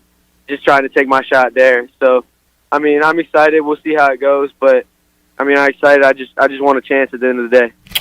Tyler Snead joining us. Tyler, we've been talking about Pirate football a lot with spring football. First of all, I asked Warren this when we talked to him a couple weeks ago. What do you miss about not being with the guys right now, and what do you not miss? I guess in the early mornings and things like that. How about your first off season not being a part of the football team at ECU for a long time? How's that going for you?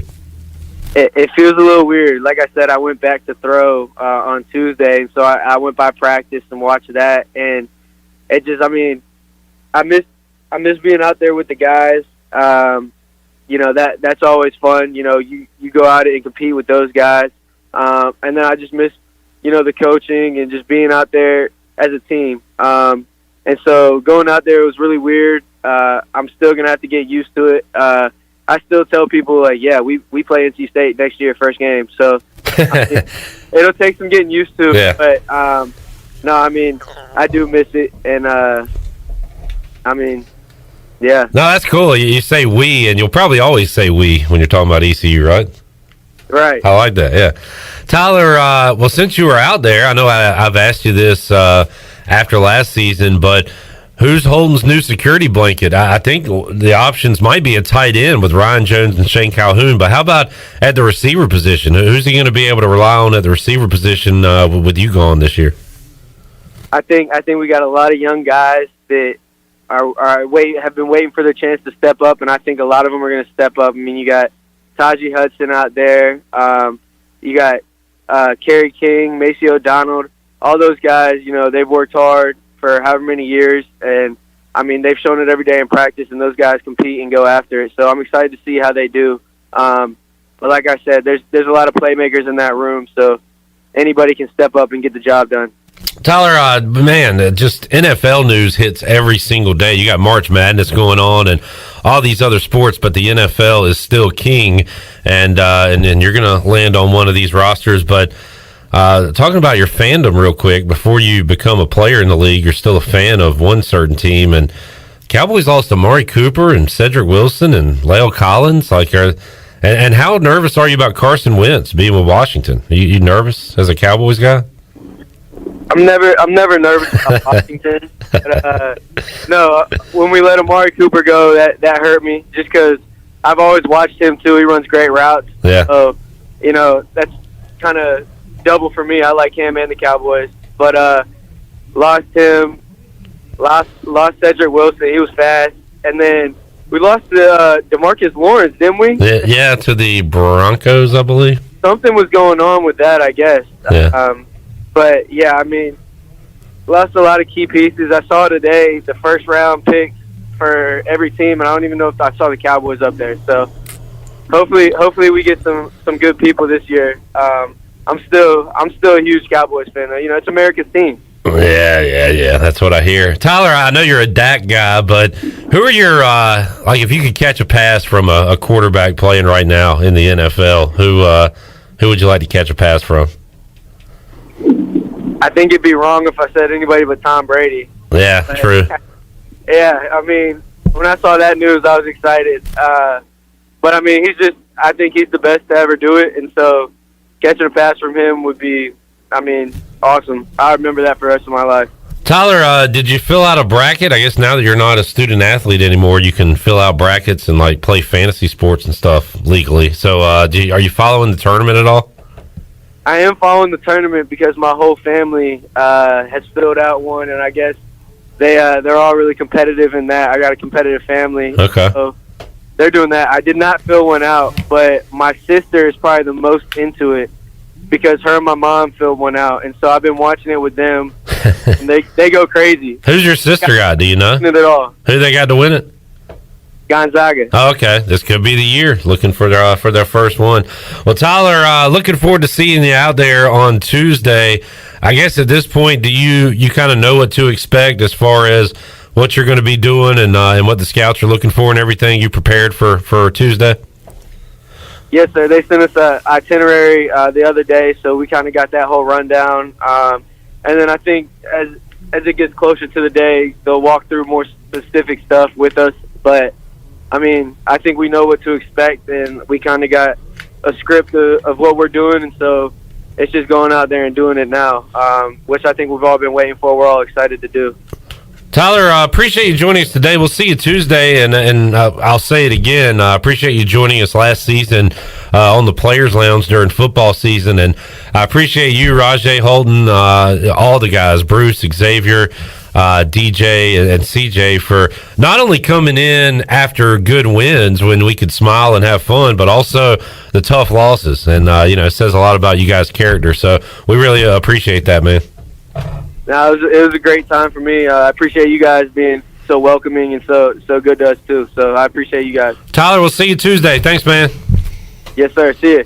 Tyler Snead joining us today here on Pirate Radio Live. We'll be out at ECU Pro Day coming up on Tuesday, getting interviews with Tyler Snead, Warren Saba, Bruce Bivens, I'm assuming Aaron Ramseur. Those guys going to be out there. Also, Justin Chase, Pirate offensive lineman, who we will talk to Friday right here on Pirate Radio Live. He's got a great personality and a radio background with his family.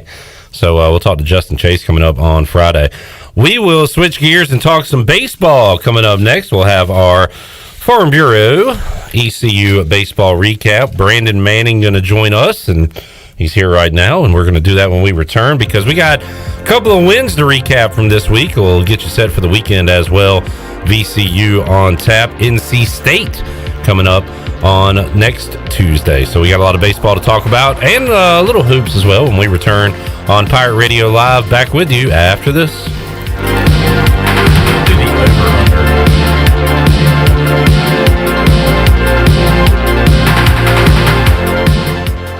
You've worked hard to make your business successful, and that's why it's really important to always have a bank in your corner when you need them. This is former ECU baseball player Ashley Capps from First Bank, and our experienced team of local bankers includes Lee Watson, Bonner Latham, Chris Richards, Josh Hooten, and Heath Nisbet. To get the business services that are right for your business today, come and see someone on our team at First Bank on Arlington Boulevard here in Greenville.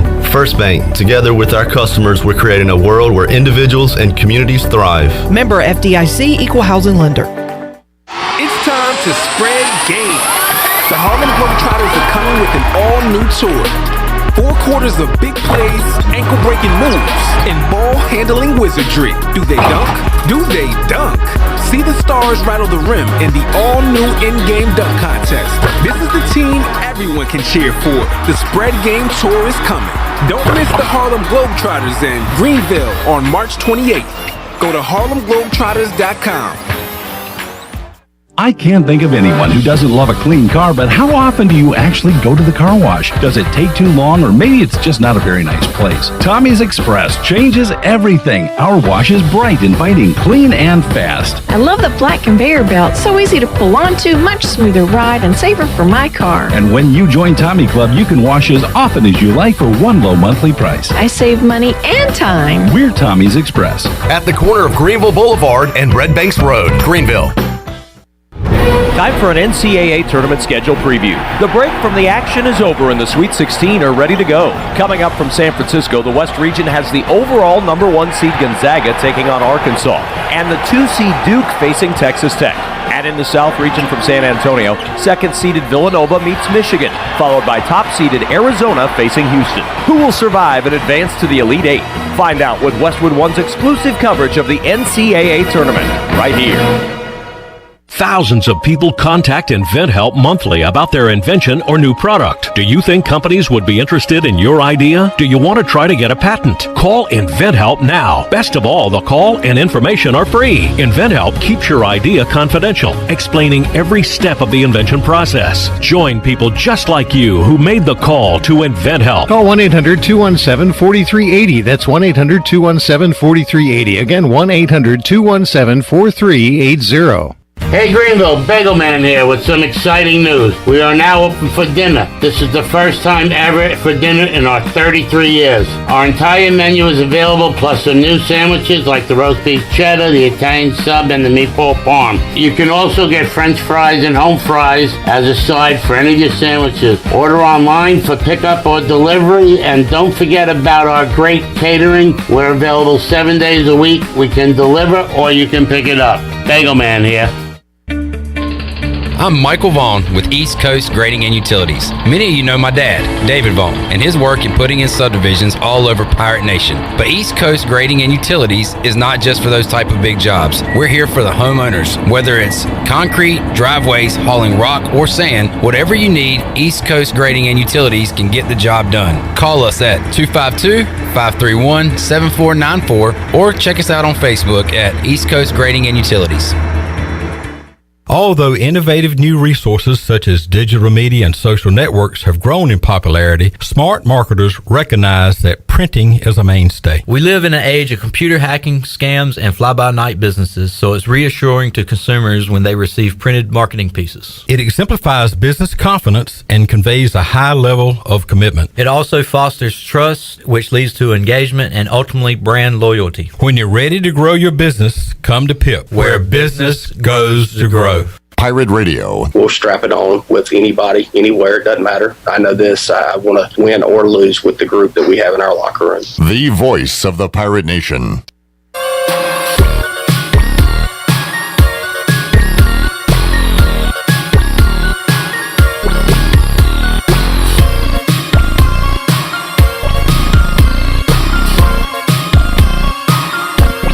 You're listening to Hour 2 of Pirate Radio Live. Now, back to the show. Welcome back. Tommy's Express Car Wash. Come experience the difference at Tommy's, now open at the corner of Greenville Boulevard and Red Banks Road.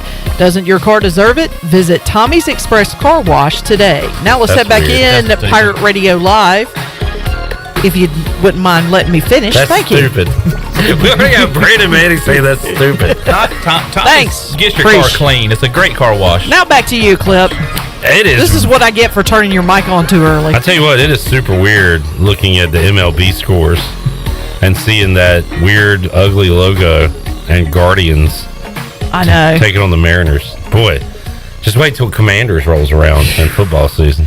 Although I saw, who was it that got, well, you may not be familiar, but Kelly O'Hara, who plays for the U.S. Women's National Team, soccer team, the Commanders sent her a varsity leather jacket. One of those jackets. The Commander's jacket has the W on it, and I thought that was pretty cool. Be cool if I had one. Well, I mean, obviously, but why'd they send her one? What's her connection? Well, she plays for the Washington Spirit now, which is the NWSL team out of D.C. Oh, there you go. All right, enough of that. I don't want to talk about the Commanders today. I want to talk about Pirate baseball because they've won 2 in a row, and Brandon Manning joins us here every Monday. We have our ECU baseball recap, but we got games to recap today, so we'll do it on a Thursday. You can call Brandon with Farm Bureau Insurance at 531-1812, and you can get a free quote, schedule a review. Brandon Manning is your guy. His phone will probably ring 8 times while we're here talking during this segment. Brandon, how you doing, buddy? Doing great, Clip. How are you doing? Love the shirt with the old logo. I think I got that this year on the Sharp, when it was one of those yellow outs, and I don't really own a bunch of yellow because chubby people in yellow makes you look like a ripe banana? I wouldn't know, but yeah. You wouldn't? I would not. No. That is that's like an old gold, too. That's a good look for you there, Brandon. Our friends at UBE. There you go, University Book Exchange. 2 in a row, Brandon. Now, you're a baseball guy, former player. You love it. You're probably one of those guys that like looks at each at bat and analyzes everything. I don't care. I want to win, and I don't care how they win. And after they win, I'm going to say I'm glad they won. Do you break down every single thing that happens in a game after a win? You know what I'm saying? Well, I look at the things that were some decisions that were made, and the little things. Those little things you remember that snowball into big things. That's a big part of baseball, but nothing really. Cooch Manor getting all the way around and scoring on a base hit. It's things like that. Man, that was a small thing that he did, put himself out there, and Coach making that decision. But I do not analyze every single at bat. No. How about, so you went a couple of nights ago, how about the pitching performance by East Carolina on Tuesday? And we'll throw Wednesday in there too. You got your middle infielders with some huge performances on the mound, Brandon, and you need that in a 5-game week, right, where your arms are going to wear out and you're going to run out of pitching. When you've got Ryder Giles going extended innings and then Zach Agnos coming in last night pitching great, what a luxury to have if you're Cliff Godwin. Well, Zach Agnos pumping it up there at 93 too. I think last year he pitched and he was sitting at 88, and yesterday he was throwing 93 and throwing it with a lot of emotion and getting guys out. Consistently getting guys out with quality pitches. It is very good to have guys. We're two-way U, right? That's our whole thing, is two-way U.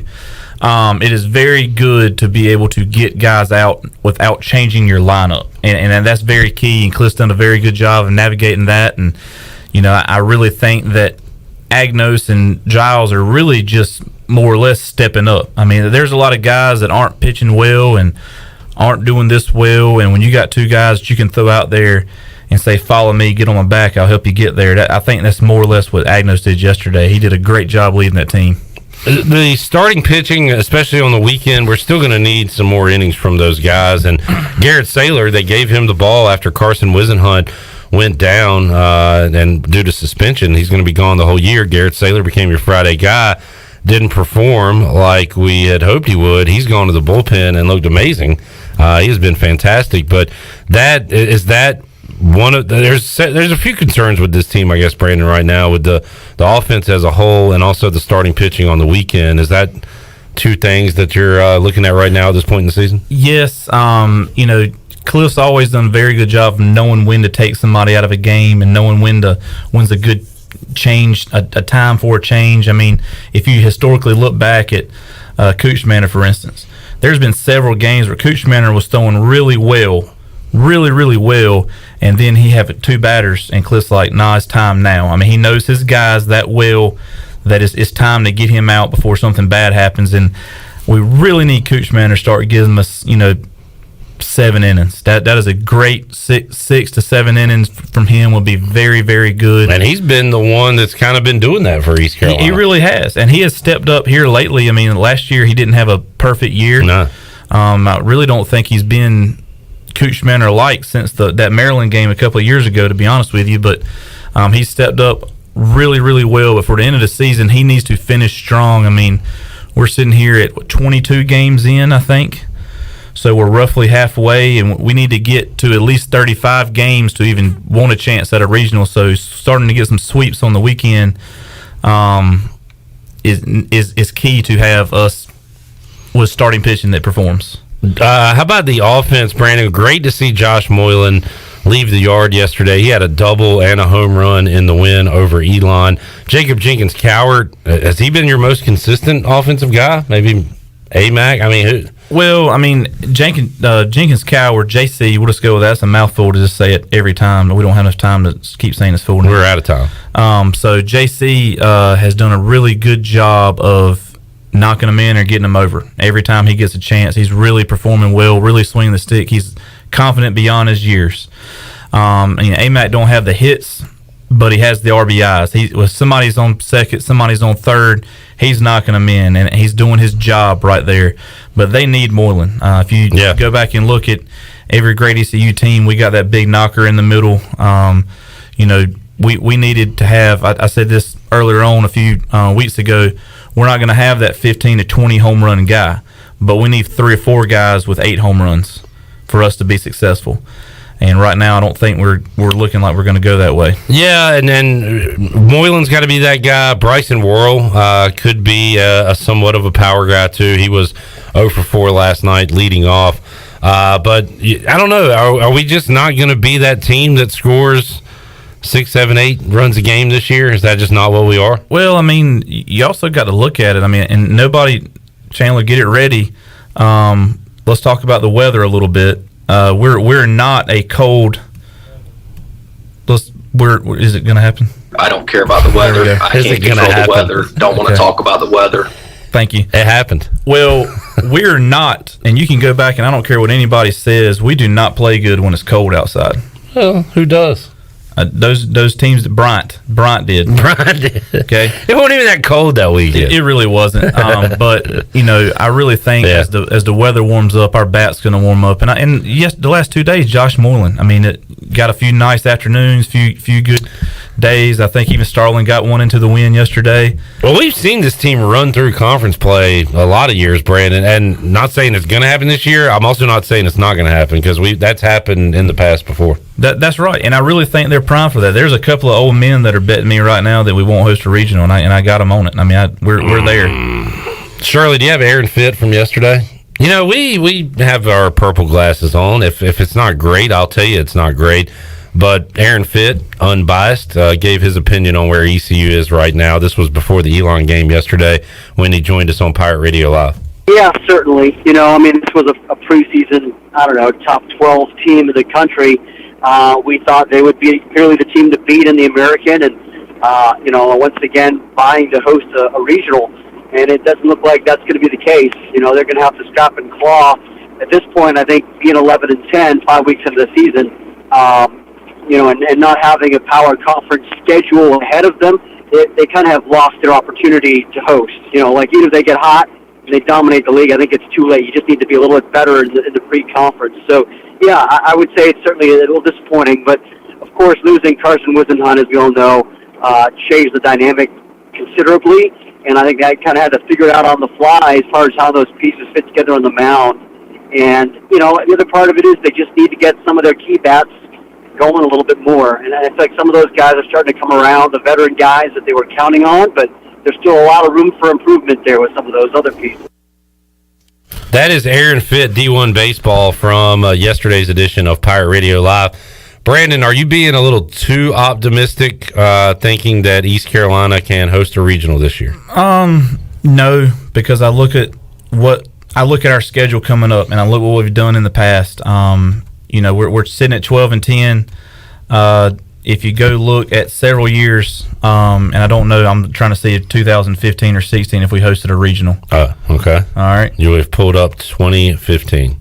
That was the year we were down at Miami. All right. That was the last time that we barely got to 40 wins, I believe. And we're at this time we're literally 500 at 20 games in right there. We were 10-10 during that season. Okay. And that's what I was going at, and we didn't host. So 40 games. We ended up getting to 40 games at the end of that year, but we played a lot harder schedule that year. So I think we're going to, if they can stay together and keep their heads held high and the fans get behind them, I mean, that you got a lot of fair weather fans out there, and that was going to be my bleep that I told you to have ready. If we would have lost and I heard a few more things, Chandler's thumb was going to have a callus on it from all the bugs. Well, let me just say this. You and Shirley have a good relationship. Shirley's handling all the things you're giving Chandler credit for. Okay, sorry. I can't see Shirley, though. Oh, okay. She's right there. Hey, Shirley. Chandler just sits there and looks pretty. He's our eye candy here on the show. Yeah. What do you think about that? I was going to say, and I can attest to that because I actually have a friend who watches every day just so she can see Chandler and texts me every time. Get the hell out of here. I'm not kidding you. I'm not. If you would see some of the texts that I show him. What's wrong with her? How you doing? Oh my gosh, she's probably watching this right now, so you might want to be nice. And Shirley, we've talked about this before. Your mother is deaf. Is your friend blind? Chandler, I didn't know you were a sex symbol. That's great, man. It's the smile. Look at that. Sorry, Felicia, Intoxicating. but yeah. Intoxicating, he says. I'm going to turn our camera off. I'm blushing over here. Yeah, because she'll text me and say, tell Chandler I said hi. Whoa, buddy. And like, she'll text me, and sometimes you'll see it on camera. I hand him the phone, and I show him the text, and he blushes, and then she's texting me back. She's like, I saw him blush. What a boost to the ego that is. Good for you, Chan, man. All right. Brandon, back to baseball. Okay, yes. Please. Sorry. I just had to bring that up. All right, so you're dating back to 2015 to say that was that was one of the last years that I thought we had a bad start to the season and we finished strong. Gotcha. And we didn't host that year, but if you look at our schedule, what was the conference? 15-9 that year. So I mean, we've seen them play a lot better in conference. Exactly. So 15-9, that got 40 wins that year. If we can, if we go 15-9 again, we'll get to 37 wins. And 37 wins is a very good number. 35 to 40 even get talked about to get into the regionals where we need to have. Obviously, let's run the rest of the schedule out and finish, and we're in the talks. But if we can get 15 more wins throughout the rest of the season, and that includes beating State in a few weeks. I mean, we're in basketball season. I think we're quad one. That's a quad one baseball win if you really want to think about it. But we really need to start running the table, putting some sweeps on the board. I'd love to see some broomsticks on that light pole out there. Yeah. I mean, that's big for us. NC State coming up on Tuesday, 6:30 at Clark LeClaire Stadium. Then the Pirates will be on the road next weekend to open up conference play at Cincinnati. Another RPI opportunity. Brandon, when they take on Old Dominion, and then they'll play Wichita State at home. That stretch right there, ODU and Wichita State. Wichita coming here is big. When you go out there, it's a different time zone, different everything. That's a bad series to play in both ways when they come out here. But when we go out there, I mean, that's late at night for us. And I don't care what anybody says. That plays with your body a little bit. And that stretch, ODU in the weekend series with Wichita State. That's going to be the game changer for the whole season, I think. Brandon Manning joining us. Let's take a time out. We'll come back and you hang out one more segment. Sure. We'll hear Ellerby. He went one-on-one with Michael Schwartz for a few minutes, so we'll hear that interview. Also, I'll give you an update on what's going on with HV3. He is competing in match play against Brooks Koepka. And it looks like Brooks went in the water, but bounced back strong. And Harold Varner III, 2 down, 7 to go. That was a while back, trying to catch up with Brooks Koepka right now on your Buccaneer Music Hall leaderboard, presented by Dub Up. Dub Up. Take a timeout, come back. More to go with Brandon Manning, and we'll talk some Pirate basketball when we return after this.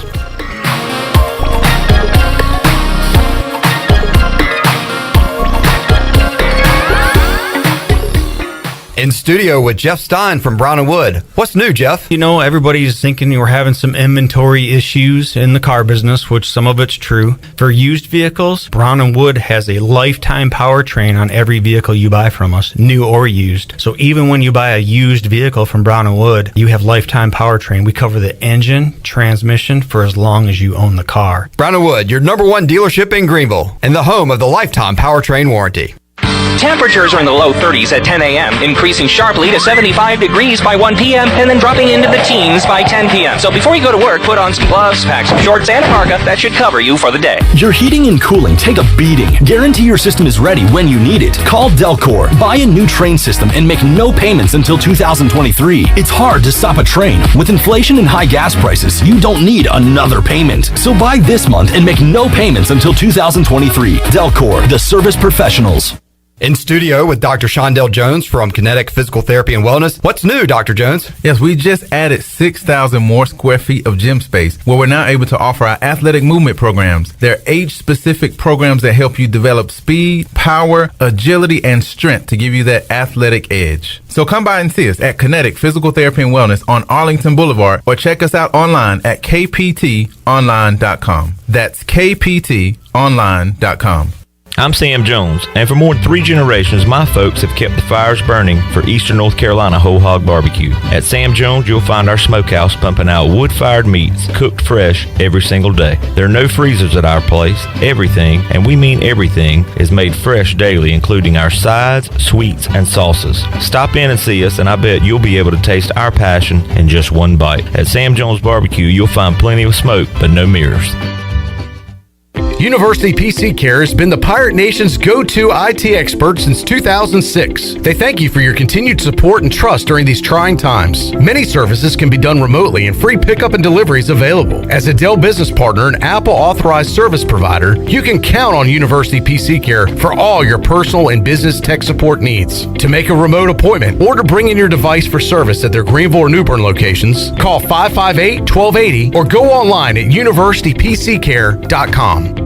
Hi, I'm Annalie Newhoff. And I'm Rob Campbell. And we are with CopyPro. We have been locally owned and operated here in Eastern North Carolina for almost 50 years. CopyPro is the leader in office technology. Does your business struggle with keeping printing costs low or producing professional documents? Here at CopyPro, total customer satisfaction is our #1 priority. We have a variety of solutions to help reduce your printing expenses and make your business more productive. Call us today at 1-800-682-6558 or online at copypro.net. CopyPro, we are the professional office systems people.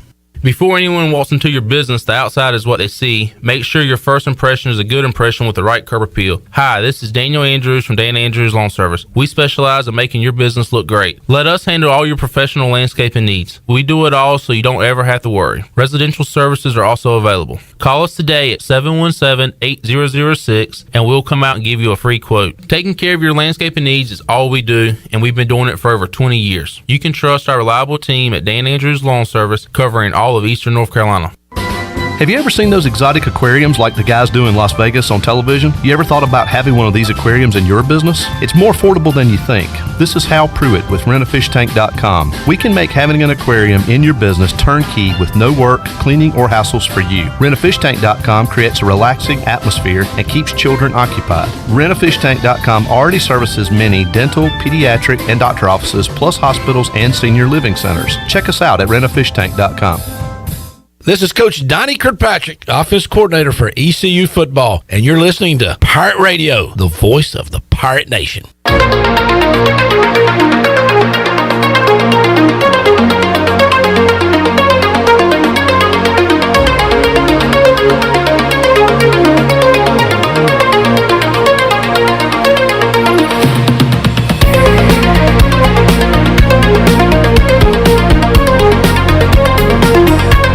You're listening to Hour 2 of Pirate Radio Live. Now, back to the show. Welcome back. Kinetic Physical Therapy and Wellness Center will be having their Live Well Half Marathon Free 5K and 1 Mile Fun Run on Saturday, March 26th at the Greenville Town Common. The half marathon will begin at 7:30 a.m.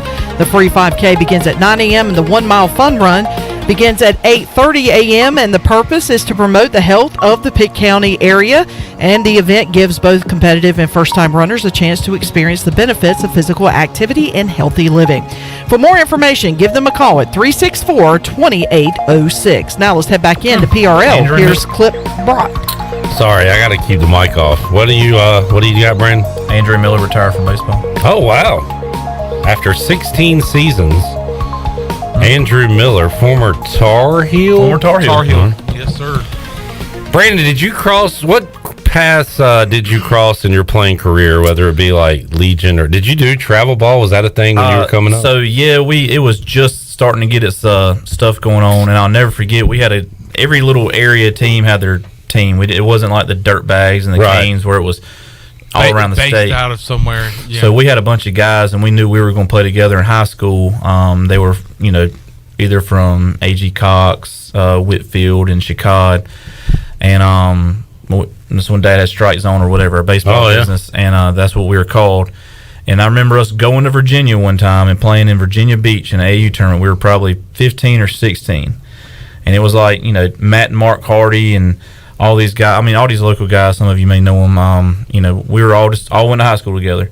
On that team, though, it was Justin Verlander, BJ and Ryan Upton, the Ryan Zimmerman, BJ and Justin Upton. BJ and Justin Upton, Ryan Zimmerman? yes, Mr. National got his jersey retired. That's right. So, and we slipped up and beat them. And well, hold on. First of all, the Uptons are VA guys, right? This is all from Virginia. And Verlander was too. I didn't know he was from. Okay, yeah. But so they are. I think went to ODU for college. Okay, you're right. Yep. All right. Ron Zimmerman was Virginia Cavalier. Yeah. So all these guys, they were within 2 years of me. Wow. And we went up there, and I think how the hell did y'all beat them? 3-2. Mark Hardy was throwing so slow they couldn't hit it. But the next day, I think we played them. If I remember correctly, they were mad. And they beat the crap out of us, like 20-2. It was just ungodly. Did you face Verlander? Or he played shortstop.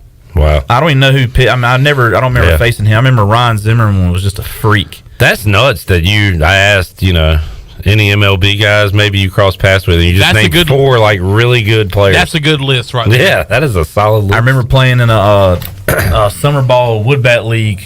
Also. And this was when Josh Hamilton was making his comeback, and I watched him play on the alternating field for me, and guys were just giving him crap, and he hits a bomb and turns around and says, "I can do it when I want to do it." I mean, he was. Were you around his age? No, he was probably a senior when I was a freshman, because he came and played in the Easter tournament at Rose High. I was going to ask if you played against. I never played directly against Josh Hamilton. I wouldn't know what to do. Man, when I was a freshman, I asked him for his autograph because everybody just knew he was going to be the next. Might as well. Thing. Good stuff. Brandon Manning joining us, talking some baseball. Let's talk a little hoops. You're a hoops guy. Oh yeah, ECU fan. Let's got a new coach here, Michael Schwartz, and Jonathan Ellerby just caught up with him about an hour ago. We have that available for you to check out on social media, but let's give it to our radio audience right now. Shirley, here's the one-on-one Michael Schwartz with Jonathan Ellerby. Here with Coach Michael Schwartz. Welcome to Greenville. Thanks for being here today. Jonathan, thanks you. Great to be here. Super excited. What's the best part of being the new East Carolina basketball coach? Whew, man, there's so many great things. Probably I would tell you the best part so far has been all the fantastic people I've met. I mean, it's been a whirlwind the first 36 or so hours, but I've met so many great people, and the passion that you can feel for this university, for the community of Greenville, and for ECU athletics has been second to none. Have you met with the team, and what's been your message to them? Yeah, we did. We did have a chance to meet, and I've spoken with them several times. I've spoken with them on the phone prior to me arriving. We had a chance to have a Zoom meeting prior to that. Then I got individually on the phone with them, and then we had a team meeting yesterday, and then since then I've met with a few of the players. So that's the most important part. The players here, the student athletes here, that's paramount over everything. So we've had a chance to meet. We have talked about this, that none of this that has happened is their fault. And what we mean by that, we understand this is a tough situation. Anytime you have a transition with coaching and you have to build new relationships, that's a challenge. So we've talked about, hey, we're going to take the positives from the past and we're going to build on those to build a great program here. And yeah, it may be a new direction and it may be something that feels a little bit different than you. Maybe it's going to be something that you like. Maybe it's something you don't like. But the bottom line is they're going to have every opportunity for us together to build this. It appeared at Tennessee you guys had a good culture, obviously a winning tradition. What is maybe the one thing that you guys did there that you think you can implement here at East Carolina? Oh, I think there's so much more than one thing, and I wouldn't say one thing. I think here's what I do know from a basketball standpoint is that we are going to hang our hat on defense here. That will be where the foundation of our program is built, between the lines, basketball only speaking. But what you use the word culture, our whole objective will be to build a great program here, a strong culture program, and that is a lot different than just having a good basketball team. We have emphasized, and we had this philosophy at Tennessee, that we are part of something much bigger than ourselves.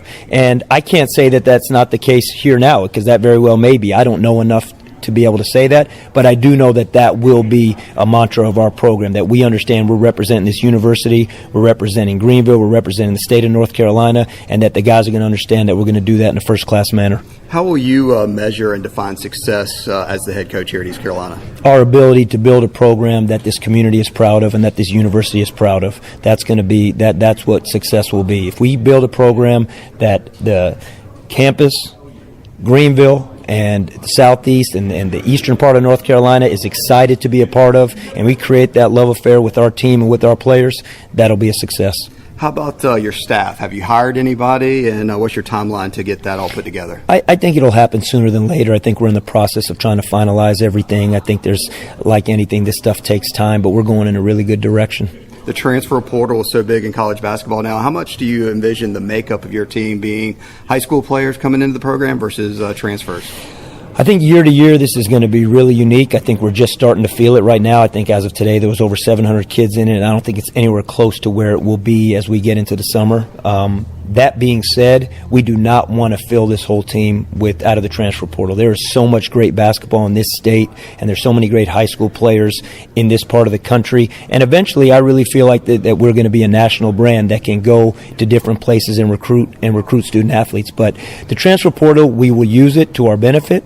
We may have to deal with it from our current roster. We'll see how the next few weeks look like. But if we had a ideal program makeup or roster makeup, we want to bring young guys in and develop them over time and allow them to develop within this program. And what do you think a few words would be to describe a basketball program under Coach Schwartz?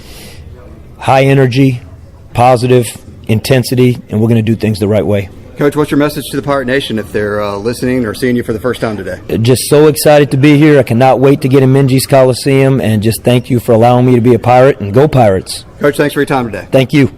All right, Michael Schwartz, his first one-on-one there with Jonathan Ellerby. And Brandon Manning joining us. Brandon, I'm kind of surprised we're hearing from Michael Schwartz today because I thought they'd be playing Villanova tonight in the Sweet 16.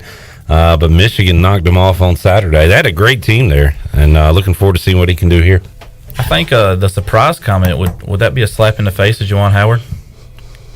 Oh, wow. Are you doing jokes? I was. Now, Shirley's answering the phone, so she can't play. There's a rim shot for you. That's supposed to be. Where's Mully when you need him? Yeah.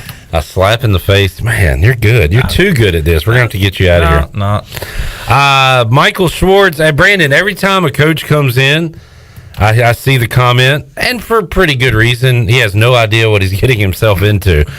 I wonder how much the new coaches that roll in that don't have like the history Joe Dooley had, like for a Michael Schwartz. Every coach has ego. Every coach believes in himself to say, I can do this. I don't care what's happened in the past. But I wonder how much he knows about the struggle that has been the history of East Carolina basketball. I mean, I'm sure he knows. I mean, we were talking earlier about the connection, Rick Barnes to John Gilbert, and I'm sure Rick Barnes thinking, this is my boy right here. He's going to stay with me. Let me make sure you understand what ECU is. I'm sure he knows and has some very in-depth conversations. I mean, I don't think he just blindly took this, but I mean, it's there. It can be good. We can be better. I mean, we're not going to be, a true blue blood. We're gonna do that. But if he wants to change the culture, I would go across the hallway and talk to Coach Houston for a little bit. Let's really see how you did all this in a quick manner that you did. And then if you want to try to keep that culture going, you go to the other room and talk to Cliff Goffin. That's right. So, hey, how to keep it here and not and change with the times a little bit and keep it up. So I really think he's got some good buddies. If he wants to, golfing buddies, fishing buddies, whatever kind of buddies he wants to have, he's got some. I think Mike Houston really likes to fish. Okay. Bryce Williams likes to fish. Daggum right. Dang. Dang. Brandon, is tonight the final night Coach K, Mike Krzyzewski, will coach a basketball game? I hope not. But if it is, tip your hat to him and do what you got to do. I mean, if it is, and it is the last game, and you're one of those fans that are just going to troll Duke fans on social media, why don't you wait one game to see if Carolina wins and then troll Duke fans? Oh, y'all. That's just me. Look at that. All right. You didn't really give me an answer there. Do you think Duke's going to win? I do. Okay. I think they're going to play. I'll tell you what I want to see. I've said in the past, I grew up a Carolina fan. Yeah. And I changed my ways once I went to East Carolina. Yeah. And said, those people at Chapel Hill don't care about me. Why should I care about them? And I'm going to root for the team I got my degree from. But that's beside the point. I always, Brandon, wanted to see Carolina and Duke play in the tournament. And we were trying to figure that. We never looked that up. I'm going to say it's never happened. I'm going to say it's never happened. Not in the current NCAA tournament field. No way. I'm going to say no chance. It's not happened in my lifetime, and I always wanted it to happen. How special would it be if this is the year they meet in the Final Four in Coach K's final season? You know, and Roy will be there watching. With his confused face. I think that if Duke and Carolina play again, and if Duke wins, what, Chandler? Go ahead, Brandon. Okay. If Duke, he's like, I got to get into this. Like cutie pie. Yeah. Come on. Hey, baby. So if Duke and Carolina play again, and if Duke just happens to pull it out, yeah, that is the thing that they can't take. Right now, Carolina's got it. We got for what happened at Cameron. Happened at Cameron. We got it. They'll never recover from this. His legacy will always be he lost his last game to Carolina at Cameron Indoor. But if they win that game, and his last win is beating Carolina to go to a national championship, let's see who's. I see this, hold my beer situation. But then 2 nights later, they'll lose to Gonzaga in the championship. They've already beat Gonzaga once this year. Why can't they do it again? Because you can't beat the same team twice in 1 year. Okay. It's impossible. Well, Duke didn't. It's impossible. That game really, it could be huge. But I mean, if Duke goes on to the national championship, obviously all the eyes are going to be on that. It's Coach K's last game, has a chance to end his career riding off into the sunset. But that Duke Carolina game, like you said, it's in Coach K's final season, and the series is split. And that'll be a bigger draw than the national championship. That's what I was about to say. The draw to that, the eyes that's going to be on that game, will just outmatch the national championship. And we're putting the cart before the horse a little bit. I mean, I think even though Duke is the higher seed, I think Texas Tech is still favored. I think they got. Last time I looked, it was a pick 'em, but Texas Tech has been favored by like a point all week. 2 points. And Texas Tech doesn't play the kind of. I think they roll 10 deep, heavy on defense. They will you down. lock you down on defense. They will also go 7 minutes without scoring. That's right, and that's not Duke. And Carolina and ACC say, let's get them. You see Roy Williams really waving players down the court before. Oh, it's a great contrasting of styles. Oh, yeah. I'm looking forward to seeing. It's not one I want to see. I don't like the 40-point games unless I'm watching Rob Maloney. Good shout out there. Good reference. There you go. Brandon, thanks for joining us, man. Yes, sir. Always. And let's do it again soon. Talk more Pirate baseball with you. We'll see you out at Clark LeClaire this weekend. We'll not be there Friday as we have opening baseball ceremonies in Winterville. All right. I have a Winterville baseball game. So if you got some Winterville ball players out there, go support them. Good they stuff. Had to have open ceremonies in 2 years because of COVID. Oh, man. And Conley Rose got rained out tonight. There's a PSA for you. Okay. They were supposed to play tonight. Somehow a midweek game, non-conference, Conley Rose at Conley. A non-con? I don't think they're in the same conference anymore. Oh, okay. All right. Interesting. We'll keep an eye on that. A lot of local baseball. You bring that up now, Brandon, for people to check out, too. So good stuff. Yeah, North Pitt's great start to the year. Ryan Meadows, unbelievable job. And shout out to Tommy Eason as well. Got a milestone victory. Very over the good. weekend. He took it the year after I left Pitt to go to ECU. He took it over and has done nothing but amazing things there. I mean, building new facilities, new everything's done great, and still looks the same. He does. He has not changed, and so do you, by the way. Brandon, a lot of gray hair. Thanks for joining us. Yes, sir. Thank you. Take a time out. Come back when we return. More from Michael Schwartz. We'll hear his conversation with the voice, Jeff Charles. Also, planning to hook up with Smitty, Tyler Smith, in hour number 3. We'll talk some Pirate baseball with Smitty later on in our program as well. All that and a giveaway on tap for hour 3 of Pirate Radio Live. Back with you after this.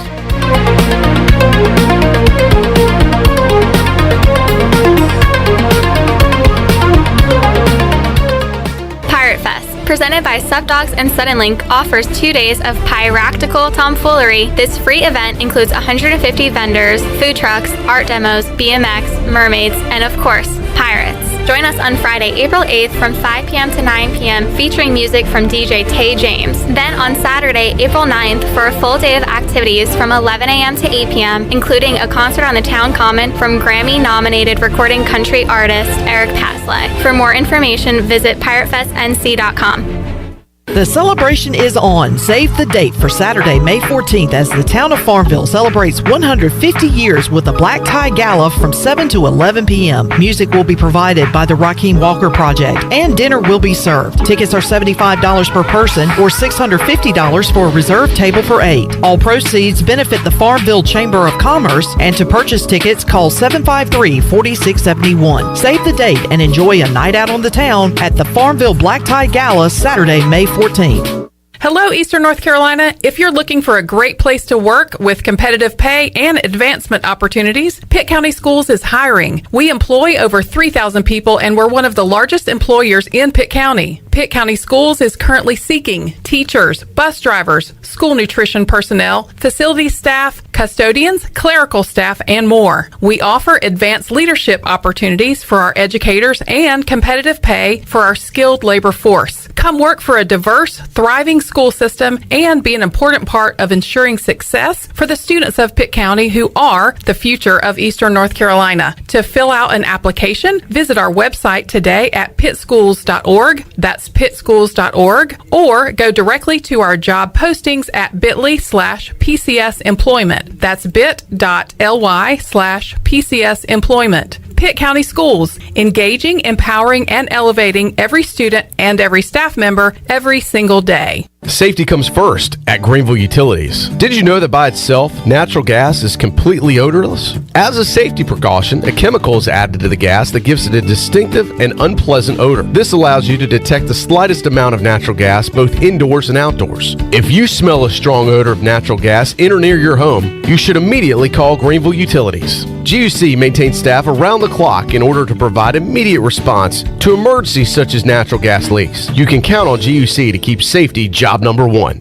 Hey Pirate fans, this is Coach Cliff Godwin. The physicians at Orthopedics East and Sports Medicine Center have been caring for our athletes at ECU for more than 35 years. Whether it's treatment for our sports injury or it's time for that joint replacement, Orthopedics East provides the latest in operative and non-operative orthopedic care, physical therapy, and diagnostic testing. For experienced and professional services, call the team at Orthopedics East at 252-757-2663 or visit them online at orthoeast.com. Go Pirates!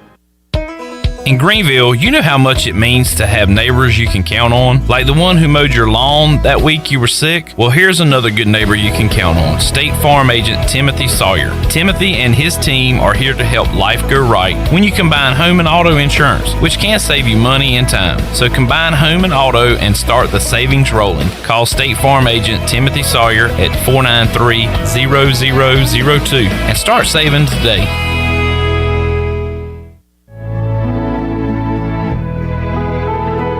Hello, friends. This is Troy D, here to let you know that the Masters is just around the corner. Stock up on all your Masters gear with a visit to Tailgate Classics. Tailgate Classics has a wide variety of vintage, officially licensed Masters polos and hats. Check out Tailgate Classics in person at 304 Evans Street in downtown Greenville or online at shoptailgateclassics.com. This is Pirate Radio, WGHB Farmville, 1250 and 92.7 FM Greenville, WDLX Washington, 930 and 104.1 FM Washington.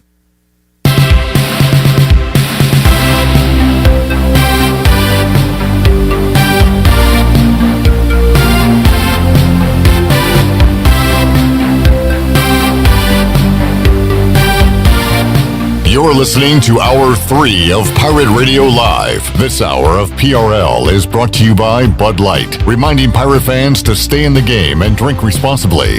Bud Light, the official beer of the ECU Pirates, and proudly distributed by Carolina Eagle Distributing since 1989. Now, back to the show. Leg wars are back. Welcome back to the show. Domino's in Greenville has 3 locations to take care of you. Take advantage of the week-long carry-out deal of all 3 topping pieces for only $7.99. Order online today at Domino's.com. Now let's head back into Pirate Radio Live. Here's your host, Clip Rock. All right, thanks to Brandon Manning for hanging out. He can really spin a yarn. Is that what they say? What does that mean? People that can tell stories? Yeah.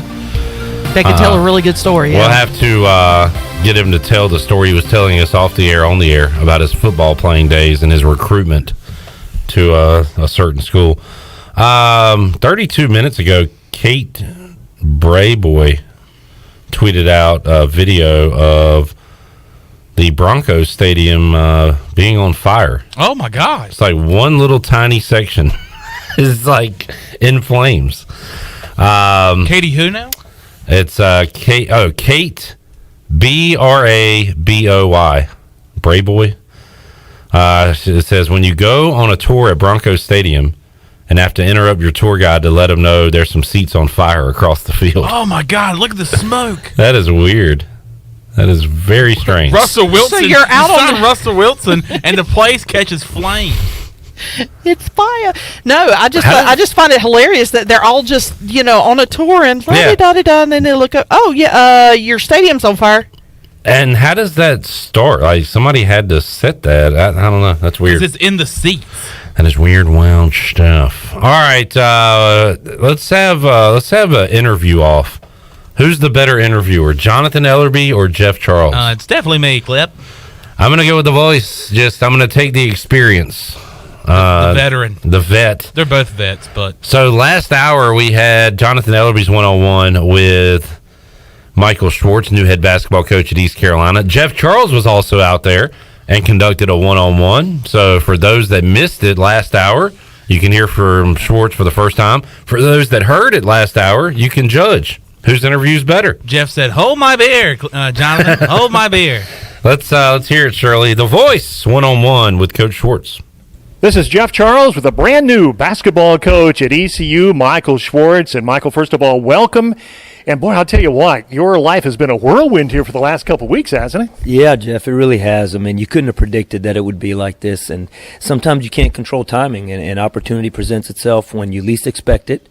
But the excitement of the Ncaa tournament and where we were with our team at Tennessee, and then the opportunity to begin to speak with John and the leadership here about potentially this opportunity was obviously at a unique time in terms of our seasons coinciding. But couldn't have been more excited and can't be happier to be here. You have a lot on your plate, just starting a brand new job and getting your family here and talking to the players and putting a staff together. But, Michael, as you look at the next maybe 30 days or so, what are your top priorities? Yeah, the number one priority, and I've been asked this quite a bit, and really the number one priority is the players here, absolutely, and then it is the community and what I believe the alumni and former players at ECU. I think about guys like coming from Coach Barnes at Tennessee, who Bob Hodges was his college coach, and I think about a player like Blue Edwards, someone that meant so much to this community, this program, and he's got a beautiful family that they were through this program. So I think people, the alumni, the former players, hopefully being able to connect with them, our players here, spending time with them here and being with them and getting to know them, because it's not easy for them. Now, we know this is a difficult transition for them, and I think a lot gets lost in sometimes, but the players are really paramount. And then the community, just allowing myself to be able to engage in the community, let my family get to know the community, more importantly, the community get to know my family and I, and then as we go from there, it will spread. Have you had a chance to talk to the players who are in the program these days? Yeah, we have. I've had a chance actually to speak with them a few times, spoke with everybody on the phone prior to me arriving to campus yesterday. We had a great team meeting yesterday, and now we've started to have some individual meetings and see, cross paths, whether it's in the offices or in the gym, before we really get into what we would say is our formal spring workouts and practice next week. Coach, I know you have a prior relationship with the Director of Athletics here at ECU, John Gilbert, but what were some of the other things that attracted you to this position? Because as we all know, this is not an easy job. So what attracted you to come to ECU?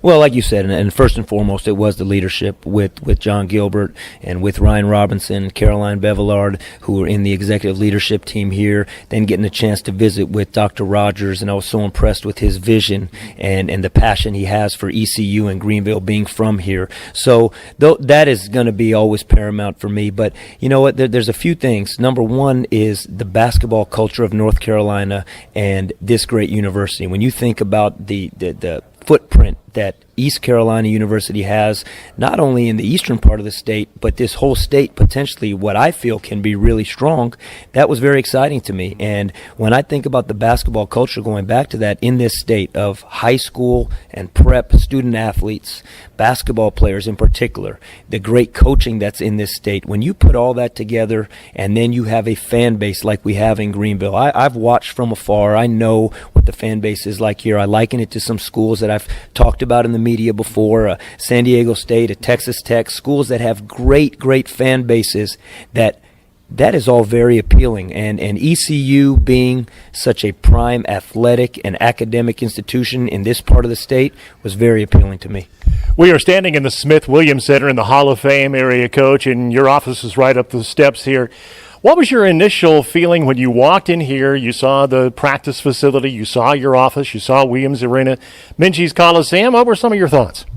It was a surreal feeling because I'm very familiar with East Carolina. I was at Tulsa. We came and played here in a great ball game, and I've seen what Minges Coliseum looks like when it's rocking and when it's a great atmosphere. It's a very difficult place to play. I remember when the bus dropped us off for practice in the game the night before in the game, walking through the Hall of Fame and saying to our coaching staff at the time, wow, this is really impressive. What a nice place. And, so I've seen it. I had some familiarity with it. But then walking up the stairs, going into the office, seeing the practice facility, as I've said to many people, we have everything here we need to be successful.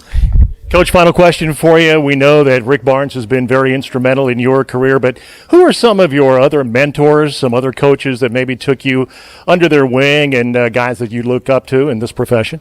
Yeah, basketball is such a tight brotherhood, you could say. I mean, whether it's players or coaches. And I go way back to my first college coach. Before I played for Coach Barnes, I played for Pat Viscaldo, Division II coach in California, who I'm still close with. He still talks to my family. I think about Tim Carter at University of Texas San Antonio that gave me my first opportunity to be a full-time assistant coach. And then I think about Frank Haith at Miami and Tulsa and Rodney Terry at Fresno State. In the end of the day, coaching, playing, it's about people giving you opportunity and then hopefully being able to pay it back by me giving other people opportunities, whether it's coaches and players. So all of those, but there's been so many great other assistant coaches that have impacted me in a positive way, and I'm very thankful to them. Coach, great to have you in Greenville. This is our first of many conversations in the next few years, so we really look forward to working with you and getting your family here to the city. And again, thanks so much. Thanks, Greg. I appreciate it. That is Michael Schwartz, the new head basketball coach at ECU.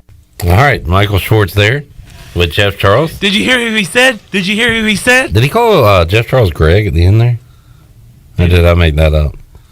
Shirley, can you get the end of that interview? And thanks, Greg. Maybe I'm wrong. Name's not Greg.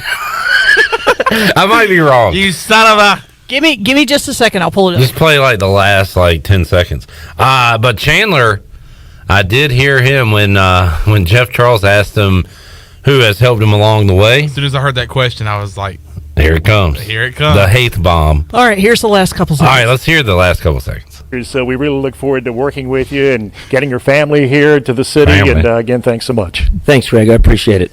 That is Michael Schwartz, the new head basketball coach. Son of a... You jabroni. And that's a son of a right there. I wouldn't. I'm gonna say I would do this. I wouldn't do this. But if I was Jeff in that situation, he said, "Thanks, Greg. You got it, Mark." Got it, Mark. I'd have hit him right back real quick. Yes, son of a. Look, we'll give we'll give him a pass on this one. He's trying to do the right thing and really engage.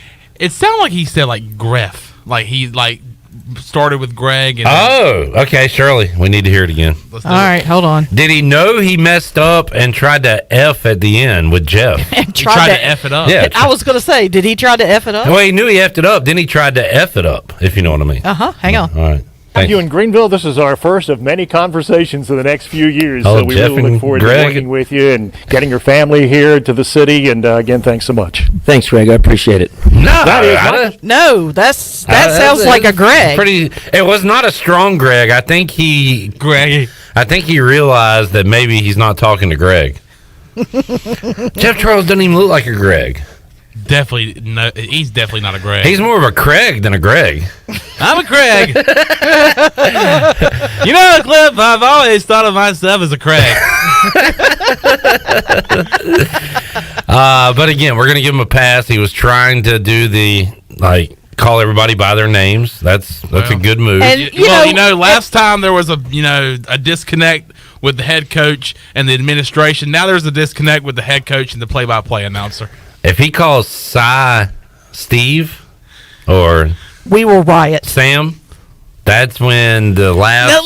Now look, Mike, my name is not Steve. My name's not Steve, Mike. Look, I am Cy. I can handle one miscue, but you mess up Cy's name, that is. I'm off. I'm done. Final straw. Hashtag 4 days in and we're done with you because you got somebody's name wrong. Fire Mike Schwartz.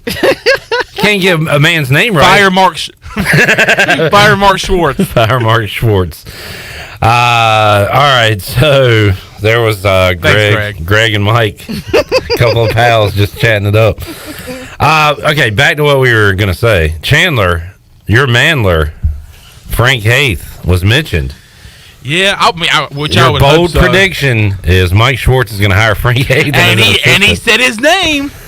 But now, look, he went all the way back to his Division II coach, and I expected him to name just about every coach he's come across in his career. And Frank Haith needs to be on that list because he was with Frank Haith 2 separate times at 2 separate schools in his career. The first with Miami for 4 years, 07 to 11. They're trying to get to the Elite Eight tomorrow night. For the first time ever. For the first time ever against Iowa State. And then also, he just mentioned he has been in Minji's before with Frank Haith at Tulsa. So it's all about the U and it's all about the T. Okay. Oh, that's it. And it's all about Frank Haith being the associate head coach here at East Carolina. And if that is the case, we would have one of the top 5 to 10 assistants in all of America. Yeah. If we could land Frank Haith as an assistant. Look, let him be here, kind of help him, return the favor. Coach, you helped me in my career. You brought me on. I want to bring you on to help me start this program here at East Carolina. We're going to try to build something different. We're going to try to have a winning culture. And then you're probably going to be offered a job somewhere next year or in the next 2 years. We know there's no chance in heck of this happening. How do you know? How do you know? Wait, you think it could really happen? There's a chance. All right, Troy. So there's you're a chance. saying Could you there's imagine? a chance? Could you imagine Clip Brock? Frank Haith roaming the sidelines with Michael Schwartz. If he doesn't get offered if he doesn't get a head coaching offer, I'm thinking Clip's going to volunteer to go to every doggone practice from here on out. He's going to get an assistant offer from somewhere else that pays more. So, I don't know. I like the prediction. No, that's what I was going to get to. It's a great, bold prediction to throw out. If it doesn't happen, well, of course it didn't happen. Frank Haith's going to get a head job or another top assistant job. If it does happen, you're the only person that said it. You've been saying it for weeks now. Yeah. You're the man. So it's this is what you do on radio and TV. You throw out these bold claims. If they don't happen, whatever, you move on. Mm-hmm. And if it does, you're the man. And you talk about how, hey, I predicted that.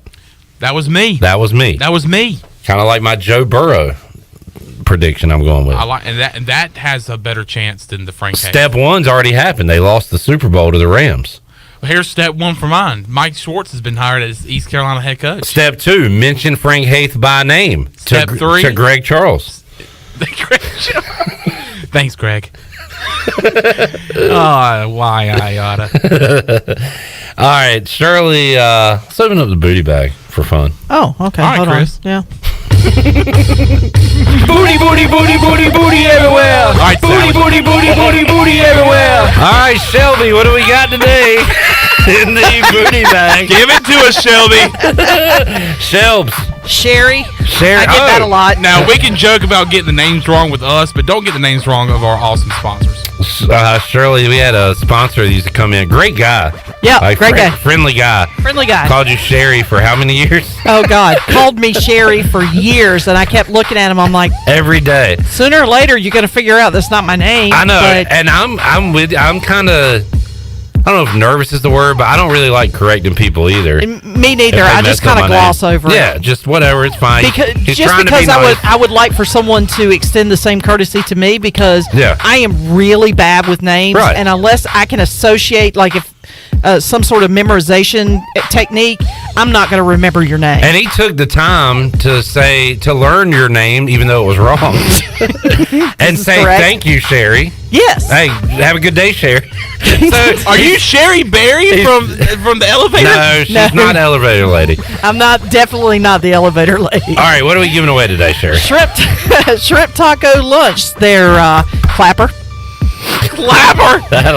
You're the clapper. Clap on, Clap off. Are you That's Jason right. Garrett? You're the clapper. What caller are we looking for? I'm going to go with caller 7. All right, caller 7, give us your fake name when you call in, and we'll make you a winner. Thank you, Greg. We'll take a timeout, expecting the arrival of Tyler Smith, former ECU pitcher, to talk some Pirate baseball. Taylor Swift going to join us coming up in our next segment. We're back after this. Tay-Tay. Hey, Troy D here with my good friend Kelvin Rawls from Pest Tech. Kelvin, I just want to thank you and Chris and all the great folks at Pest Tech for such awesome service. You totally eliminated the mosquitoes in my backyard, plus the fire ant problem I was having in the yard. Hey, you're certainly welcome, Troy. I have heard the same thing from all of our customers through the year of COVID. With everyone being home, they want to enjoy the outside and being mosquito, fire ant, and pest free. Enjoy all your property from the kitchen to the curb. Visit pesttechofgreenville.com today for complete service. You know what happens when you mess with a 125-year-old legend? You get Topo Chico Hard Seltzer. Inspired by the legendary taste of Topo Chico mineral water and crafted with unique flavors like strawberry guava, tangy lemon lime, tropical mango, and exotic pineapple for a crisp, refreshing finish. Topo Chico Hard Seltzer is a game changer. New Topo Chico Hard Seltzer. Legends never stop refreshing. TC Hard Seltzer Company, Tempe, Arizona, Auburndale, Florida. Celebrate responsibly. Wings Over delivers. Wings Over delivers. Wings Over delivers. If you're looking for wings to be delivered to your home this March Madness season, Wings Over Greenville has you covered with no third party needed. Wings Over Greenville has its own in-house delivery service. Be sure to try the all-new tender sandwiches by ordering ahead on the Wings Over mobile app. Open till 3 a.m. on Friday and Saturday, Wings Over has everything to cure those late night munchies. Give them a call at 758-9464. Wings Over Greenville. They deliver. The North Carolina Strut Masters Championship, presented by Leopold, is coming back to Farmville April 9th. Put your skills to the test against some of the best turkey hunters in the country, like Michael Waddell, Nick Munt, Nate Hosey, and many more. The top scoring birds will win big prizes up to $30,000. There'll be live performances by Mikkel Buck, Nate Hosey, and you never know who else will show up. Deadline to register for two-man teams is April 2nd. Registration now open at ncstrutmasters.com. Winslow's Deli and Tavern has a new look, along with a great lunch and dinner menu. Open Tuesday through Sunday for lunch and dinner, plus brunch starting at 10:30 on Sundays. Winslow's is located on 5th Street beside the State Theater and features daily drink specials with 2 outdoor patios perfect for this warmer weather. Come eat, drink, and get your March Madness on in one of Greenville's largest bar areas. Follow Winslow's on Facebook and Instagram for special events and daily specials. Winslow's Deli and Tavern on 5th Street in Greenville. When I need jeans, I order online because I know exactly what I want. They have just one moving part, and if there's something wrong, I exchange them. Buying a vehicle, especially pre-owned, is way different. Lots of moving parts. You don't want to get stuck. For a worry-free purchase, visit Phelps Chevrolet. We've been here in town a very long time. You know us. You know we stand behind everything we sell. Phelps Chevrolet in Greenville. Come get you one. For dine-in or to-go, Familia is your favorite place for great Italian food and more. Familia has just launched a new menu featuring new pizzas like the Sweet and Spicy and the Southwest Chicken. Every Sunday, you can feed the whole family with a buy one, get the second pizza half-price special all day. If you need to unwind after work during the week, stop by Wednesday for half-price wine, and Thursdays, all drafts are only $2. Familia on Fire Tower Road near Pitt Community College. Hi, I'm Annalie Newhoff. And I'm Rob Campbell. And we are with CopyPro. We have been locally owned and operated here in Eastern North Carolina for almost 50 years. CopyPro is the leader in office technology. Does your business struggle with keeping printing costs low or producing professional documents? Here at CopyPro, total customer satisfaction is our #1 priority. We have a variety of solutions to help reduce your printing expenses and make your business more productive. Call us today at 1-800-682-6558 or online at copypro.net. CopyPro, we are the professional office systems people. Hi, this is Brian Meador from East Carolina Athletics. You're listening to Pirate Radio, the voice of the Pirate Nation.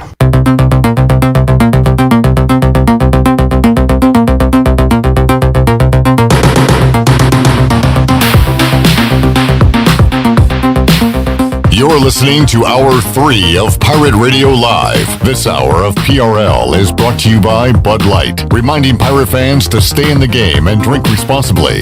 Bud Light, the official beer of the ECU Pirates, and proudly distributed by Carolina Eagle Distributing since 1989. Now, back to the show. Welcome back. Brown & Wood is your home of the best selection of GMC, Cadillac, Buick, and Mazda in Eastern North Carolina since 1937. You can shop their entire inventory online at brownandwoodauto.com, or you can visit them on Greenville Boulevard. Brown & Wood, Greenville's #1 dealership and the home of the lifetime powertrain warranty.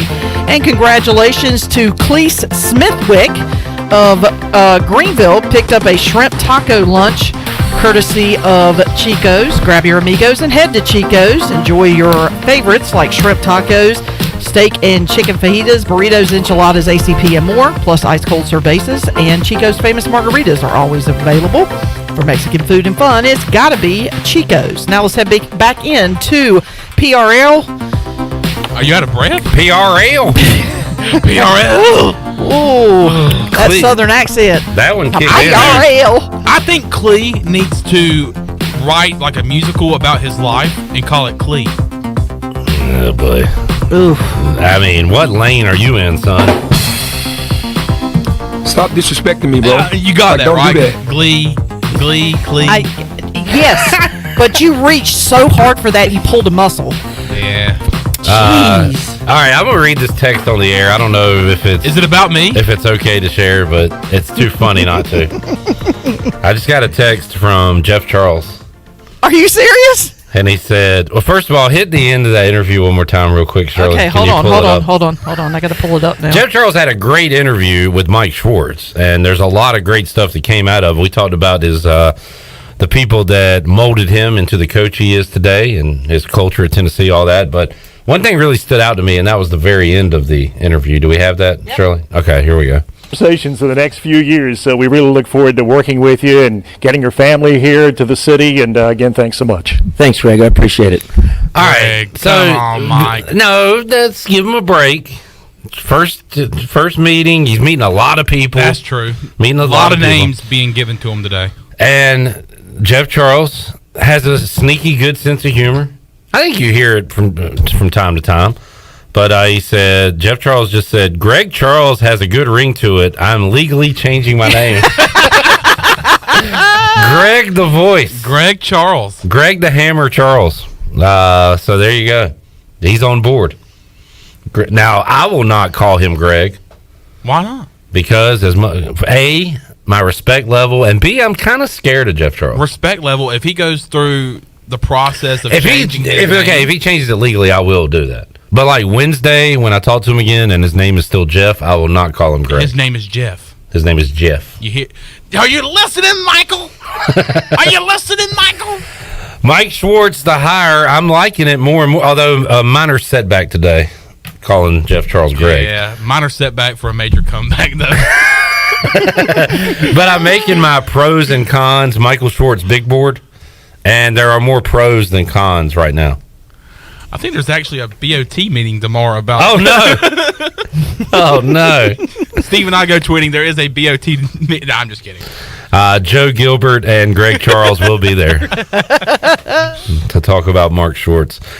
Clee, by the way, is all... You added a little flair to the last name there, Shirley Smithwick. But Clee is on the all-name team here at Pirate Radio. That is correct. With, I'd say Clee, I'd say Sim Hodge. Sim's part of the all-name team. Yeah, as a matter of fact, well, when he called in, that was the name he gave me. Cleese Smithwick? Cleese Smithwick. Cleese? Cleese. Oh, Cleese. Ah, Cleese. And, I mean, you did say give an alternate name. Yeah. Yes, and I started laughing, and we were talking back and forth, and then when we were closing up the conversation, he said, "Okay, I'll talk to you later, Sherry." I was like, "See you later, Cleese." All right, I kind of like that. What's my alternate name? Chandler.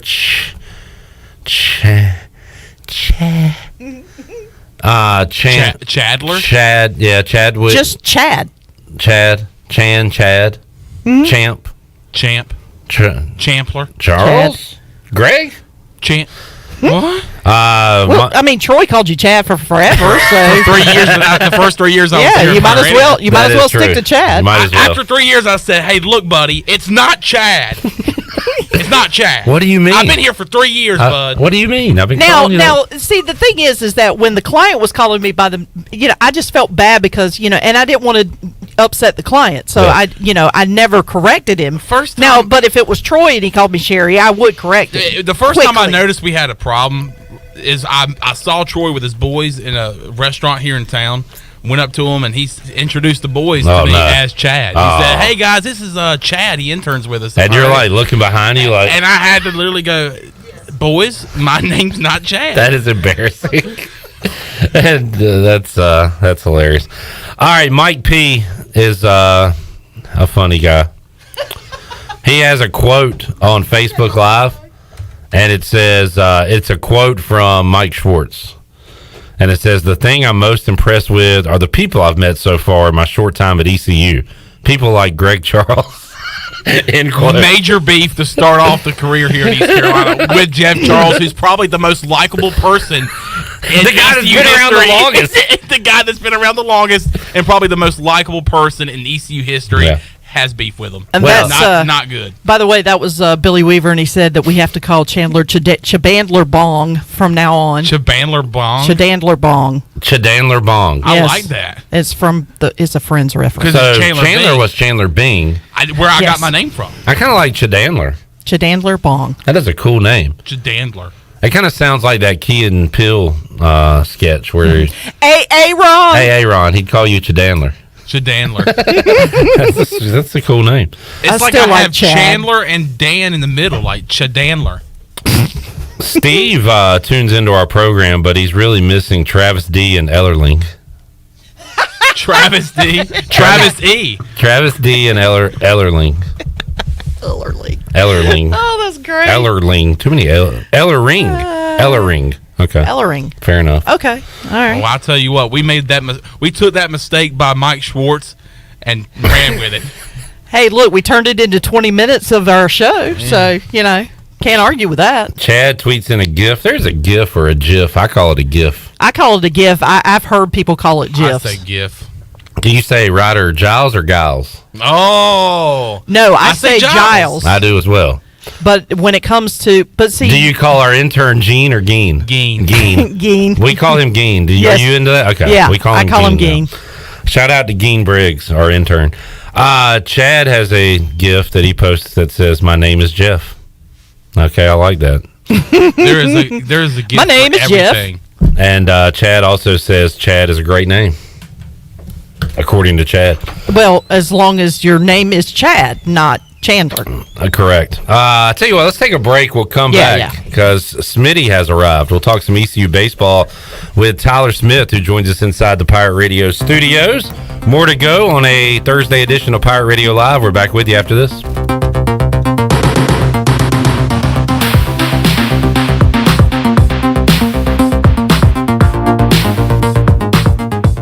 In studio with Jeff Stein from Brown & Wood. What's new, Jeff? For service, we're doing touchless pickup and drop-offs. So when you pull your vehicle in, we greet you at the car and open the door for you. But, we're putting plastic on the seats. We're having a steering wheel cover put on. We even have shift knob covers now this year. And then we have the customer actually drop the key in a baggie, and they're the next one to touch that key when it comes out of the baggie when they pick up their vehicle. So just want to make sure we take care of the customers that voted us number one. Brown & Wood, your number one dealership in Greenville and the home of the lifetime powertrain warranty.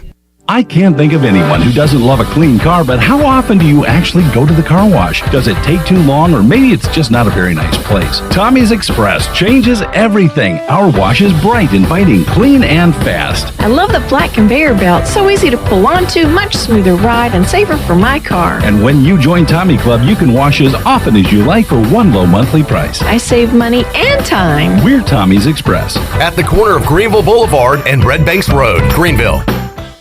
Pirate fans, the 2022 football season is going to be one for the record books. East Carolina is coming off a 7-win bowl season, and 2022 is shaping up to be even better. The Pirates need you to pack Dowdy-Ficklin Stadium this fall with a great home slate that includes in-state rival North Carolina State. The American Conference schedule features home games against UCF, Memphis, Houston, and Navy. Season tickets are on sale for as low as $125. Get your tickets today by visiting ECUPirates.com.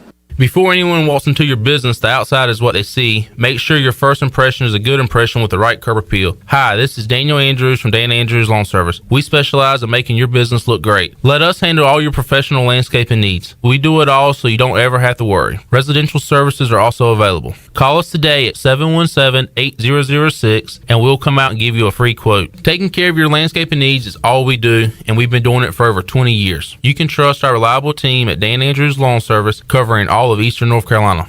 The convenience of Pitt Greenville Airport is waiting just outside your front door. Service is back, so you're connected to destinations worldwide through flights from American Airlines. Plan your next trip. Book your flights today at flypgv.com or aa.com. Avoid the long check-in lines and congestion at the big airports and fly local at PGV. Fast, convenient, and close to home, PGV has more American Airlines flights. Book today at aa.com. PGV, where the pirates fly. Your first stop for shopping is at Shimmer Boutique. This is Ashley from Shimmer. We are fully stocked with the latest apparel, shoes, and accessories and more. If you need gift ideas or some shopping therapy for yourself, stop by today. Looking for the hottest shoes on the market? Shimmer has the biggest selection of Hey Dudes anywhere. Shimmer has the newest Yeti products and colors. Want this year's most popular bag? Shimmer has a great selection of all your bog bag needs and accessories. Shimmer in Greenville, Winterville, and Jacksonville.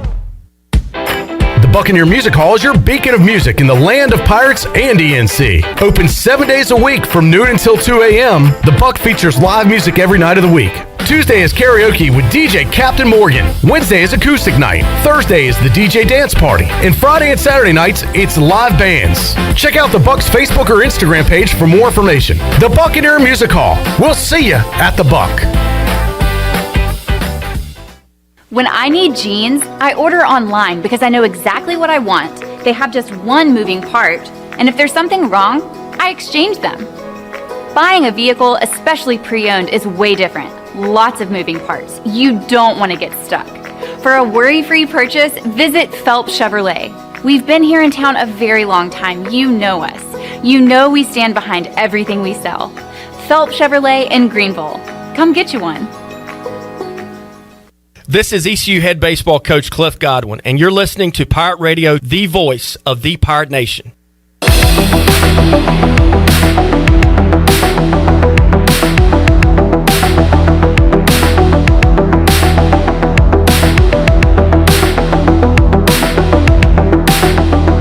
You're listening to Hour 3 of Pirate Radio Live. This hour of PRL is brought to you by Bud Light, reminding Pirate fans to stay in the game and drink responsibly.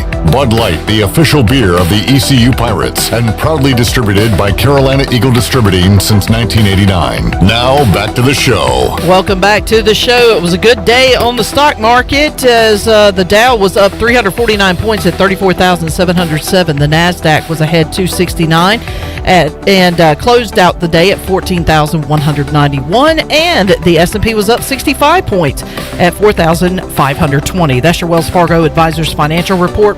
For personal look into investing, call Wells Fargo Advisors today at 756-6900 in Greenville. Wells Fargo Advisors LLC, member SIPC. Now let's head back into PRL. Here's Clip Brock. All right, welcome back to the show. Clip Brock's Tyler Smith here, and Smitty is already upset because he was not a Pirate Radio athlete last year. It wasn't available last year, Smitty. You missed out by 1 year, man. Missed everything. All the deals now. So.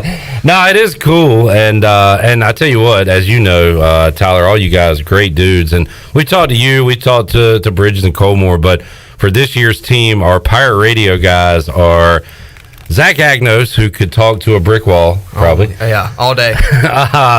Ryder Giles has a great personality. We've got to know him. He does, yeah. And Worrell and Mayhew, you kind of got to get them to open up, but they're pretty good too. Mayhew's that guy's something else. I'll tell you what. Once you get him out of his comfort zone or whatever, he's perfectly fine. But okay. When you first start talking to him, he kind of sounds like Bridgie, a little.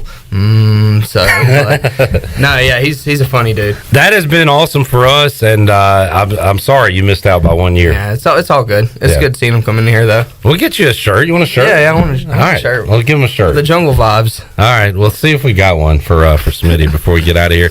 So Tyler, tell everybody what you're up to these days. What are you doing in the real world now that you're not a baseball player anymore? Yeah, it's different for sure. But I'm actually working at Grover Gaming here in Greenville, North Carolina. So I've been there for probably 6 months now. I love it.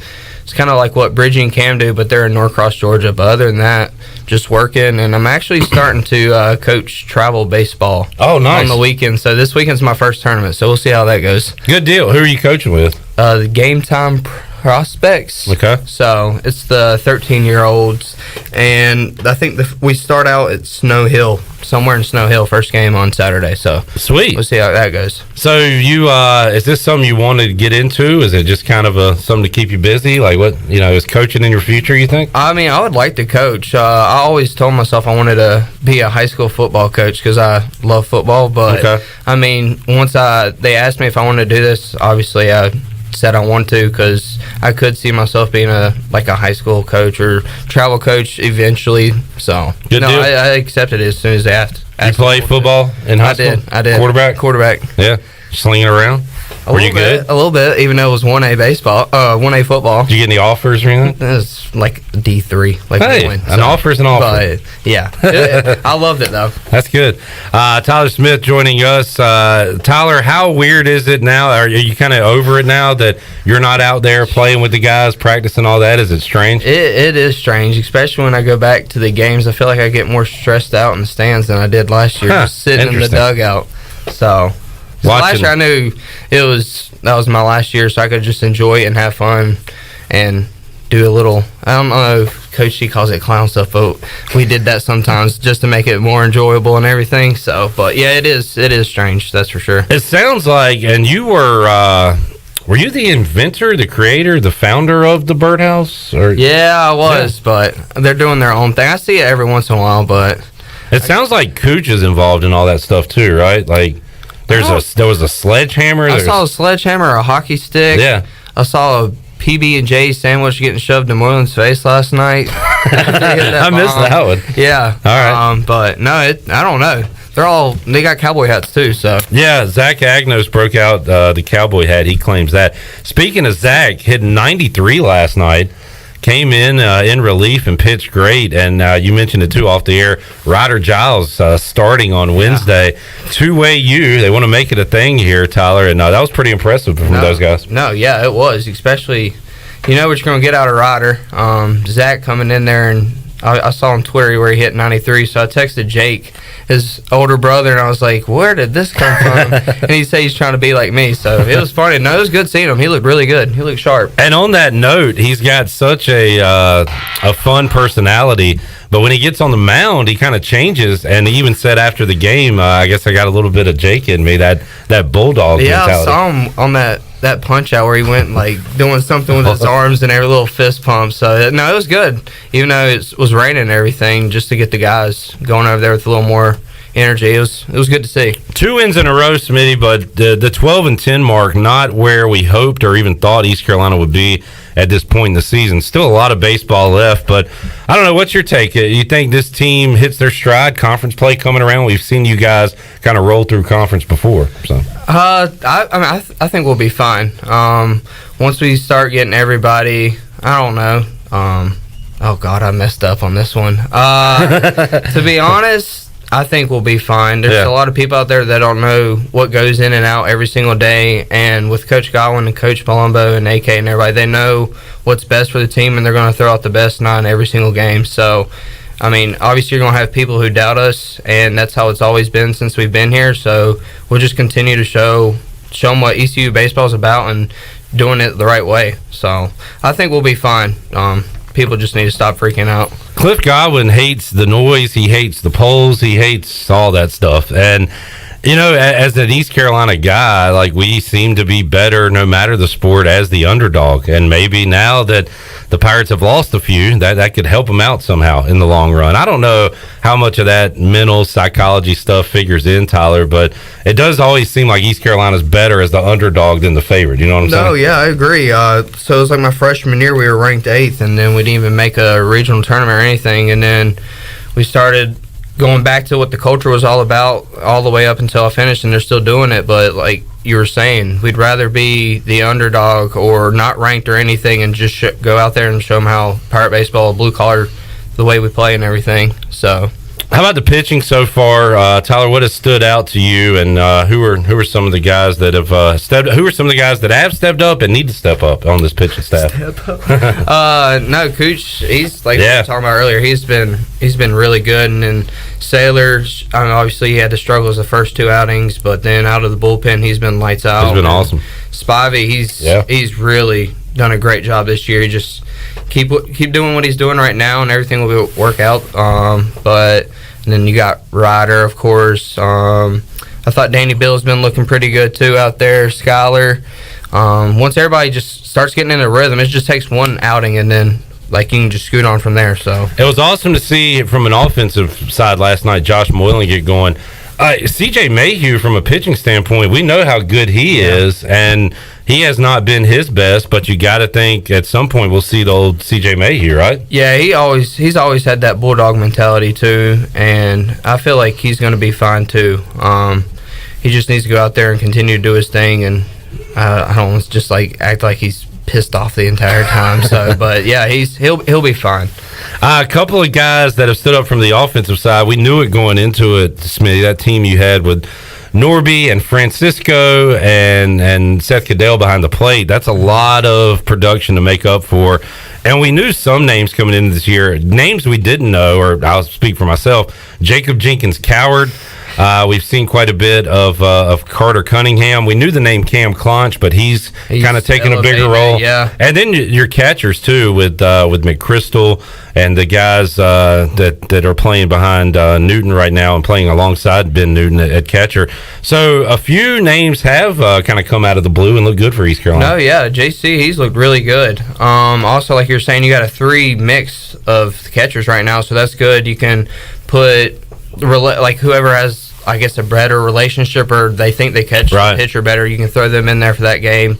Then Hoover's been playing awesome this year too. I just love watching that guy every single day he goes out there.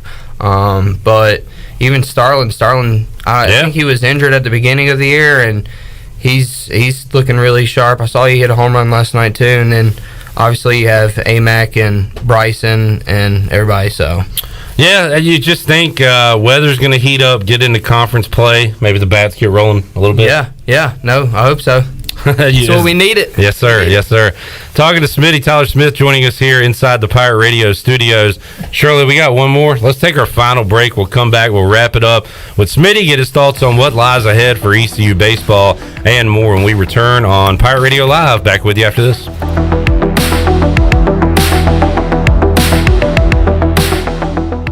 Do you want to get rid of wrinkles, tighten and lift your skin, smooth your skin texture, erase veins and brown spots, and get rid of unwanted hair? Are you interested in Botox or filler? Contact the licensed professionals at Beauty Bar Medi-Spa on Red Banks Road in Greenville. All products and services are on sale at our spring extravaganza, April 4th through the 8th. BeautyBarMedispa.com. Enjoy your visit. Love your transformation.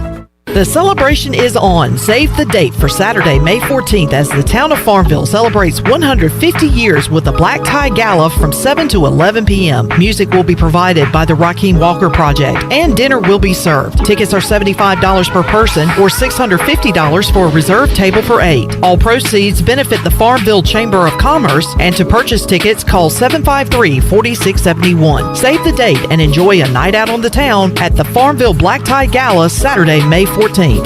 Introducing new Bud Light Seltzer Hard Soda, Classic Cola, Cherry Cola, Citrus Soda, and Orange Soda. You hear that?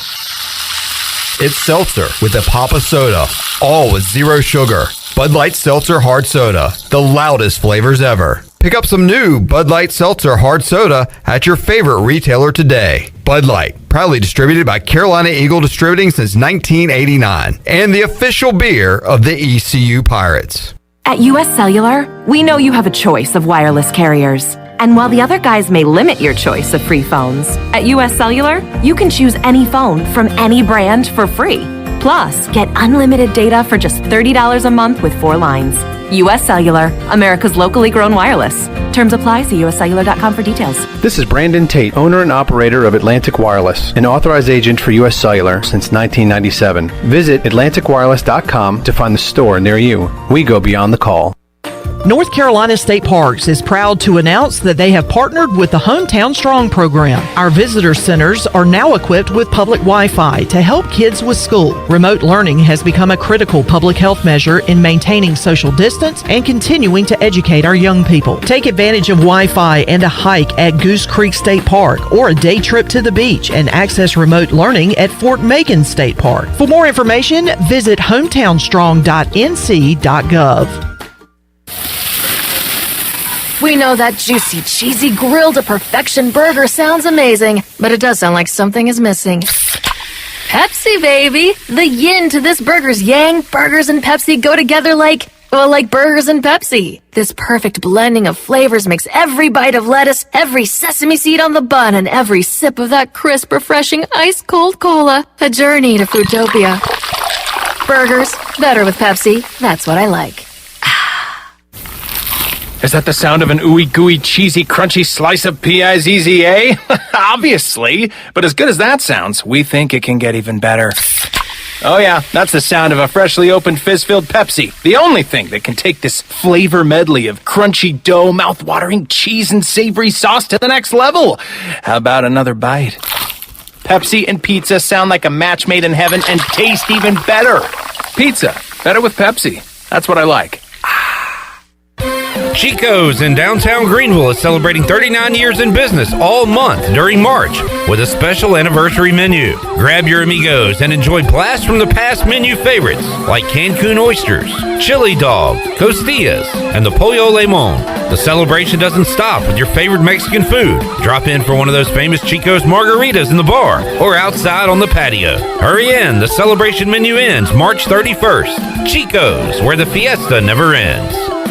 Pirate Radio. I'll give you Blackbeard's honest opinion. You ask me, can this new captain promise you a life of prizes, plunder, and adventure?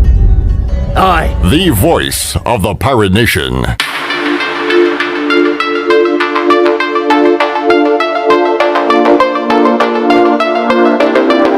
You're listening to Hour 3 of Pirate Radio Live. This hour of PRL is brought to you by Bud Light, reminding pirate fans to stay in the game and drink responsibly.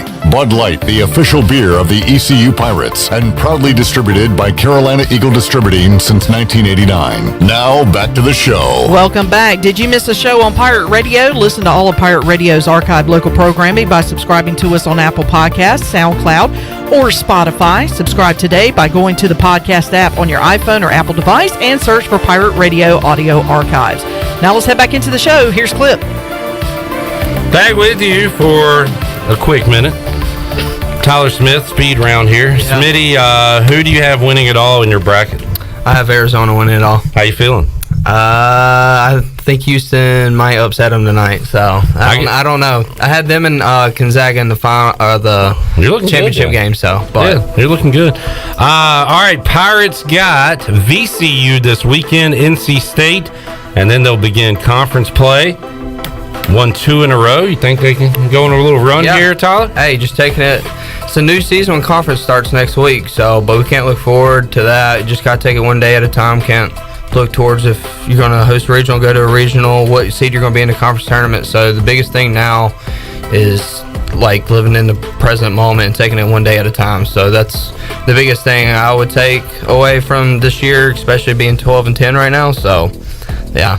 All right, I'll tell you what. Good luck coaching, and you've already got your coach speak going right there. Yeah, that was one day at a time. Yeah, one day at a time. Be where your feet are. Yeah, all 1% better. Smitty, thanks for joining us, man, and hopefully you can come hang out later in the season, talk more baseball with us. Yes, sir. All right. Thank you for having me. Yes, sir. Shirley, Sherry, and white chocolate. Great show today. We'll be back with you Friday. We'll talk to former Pirate offensive lineman getting ready for Pro Day. Justin Chase will join us Friday on the show, and a whole lot more coming your way. Enjoy the hoops tonight. We'll have the games on Pirate Radio, and we'll talk to you Friday at 3 on Pirate Radio Live. Thanks for listening to Pirate Radio Live, an exclusive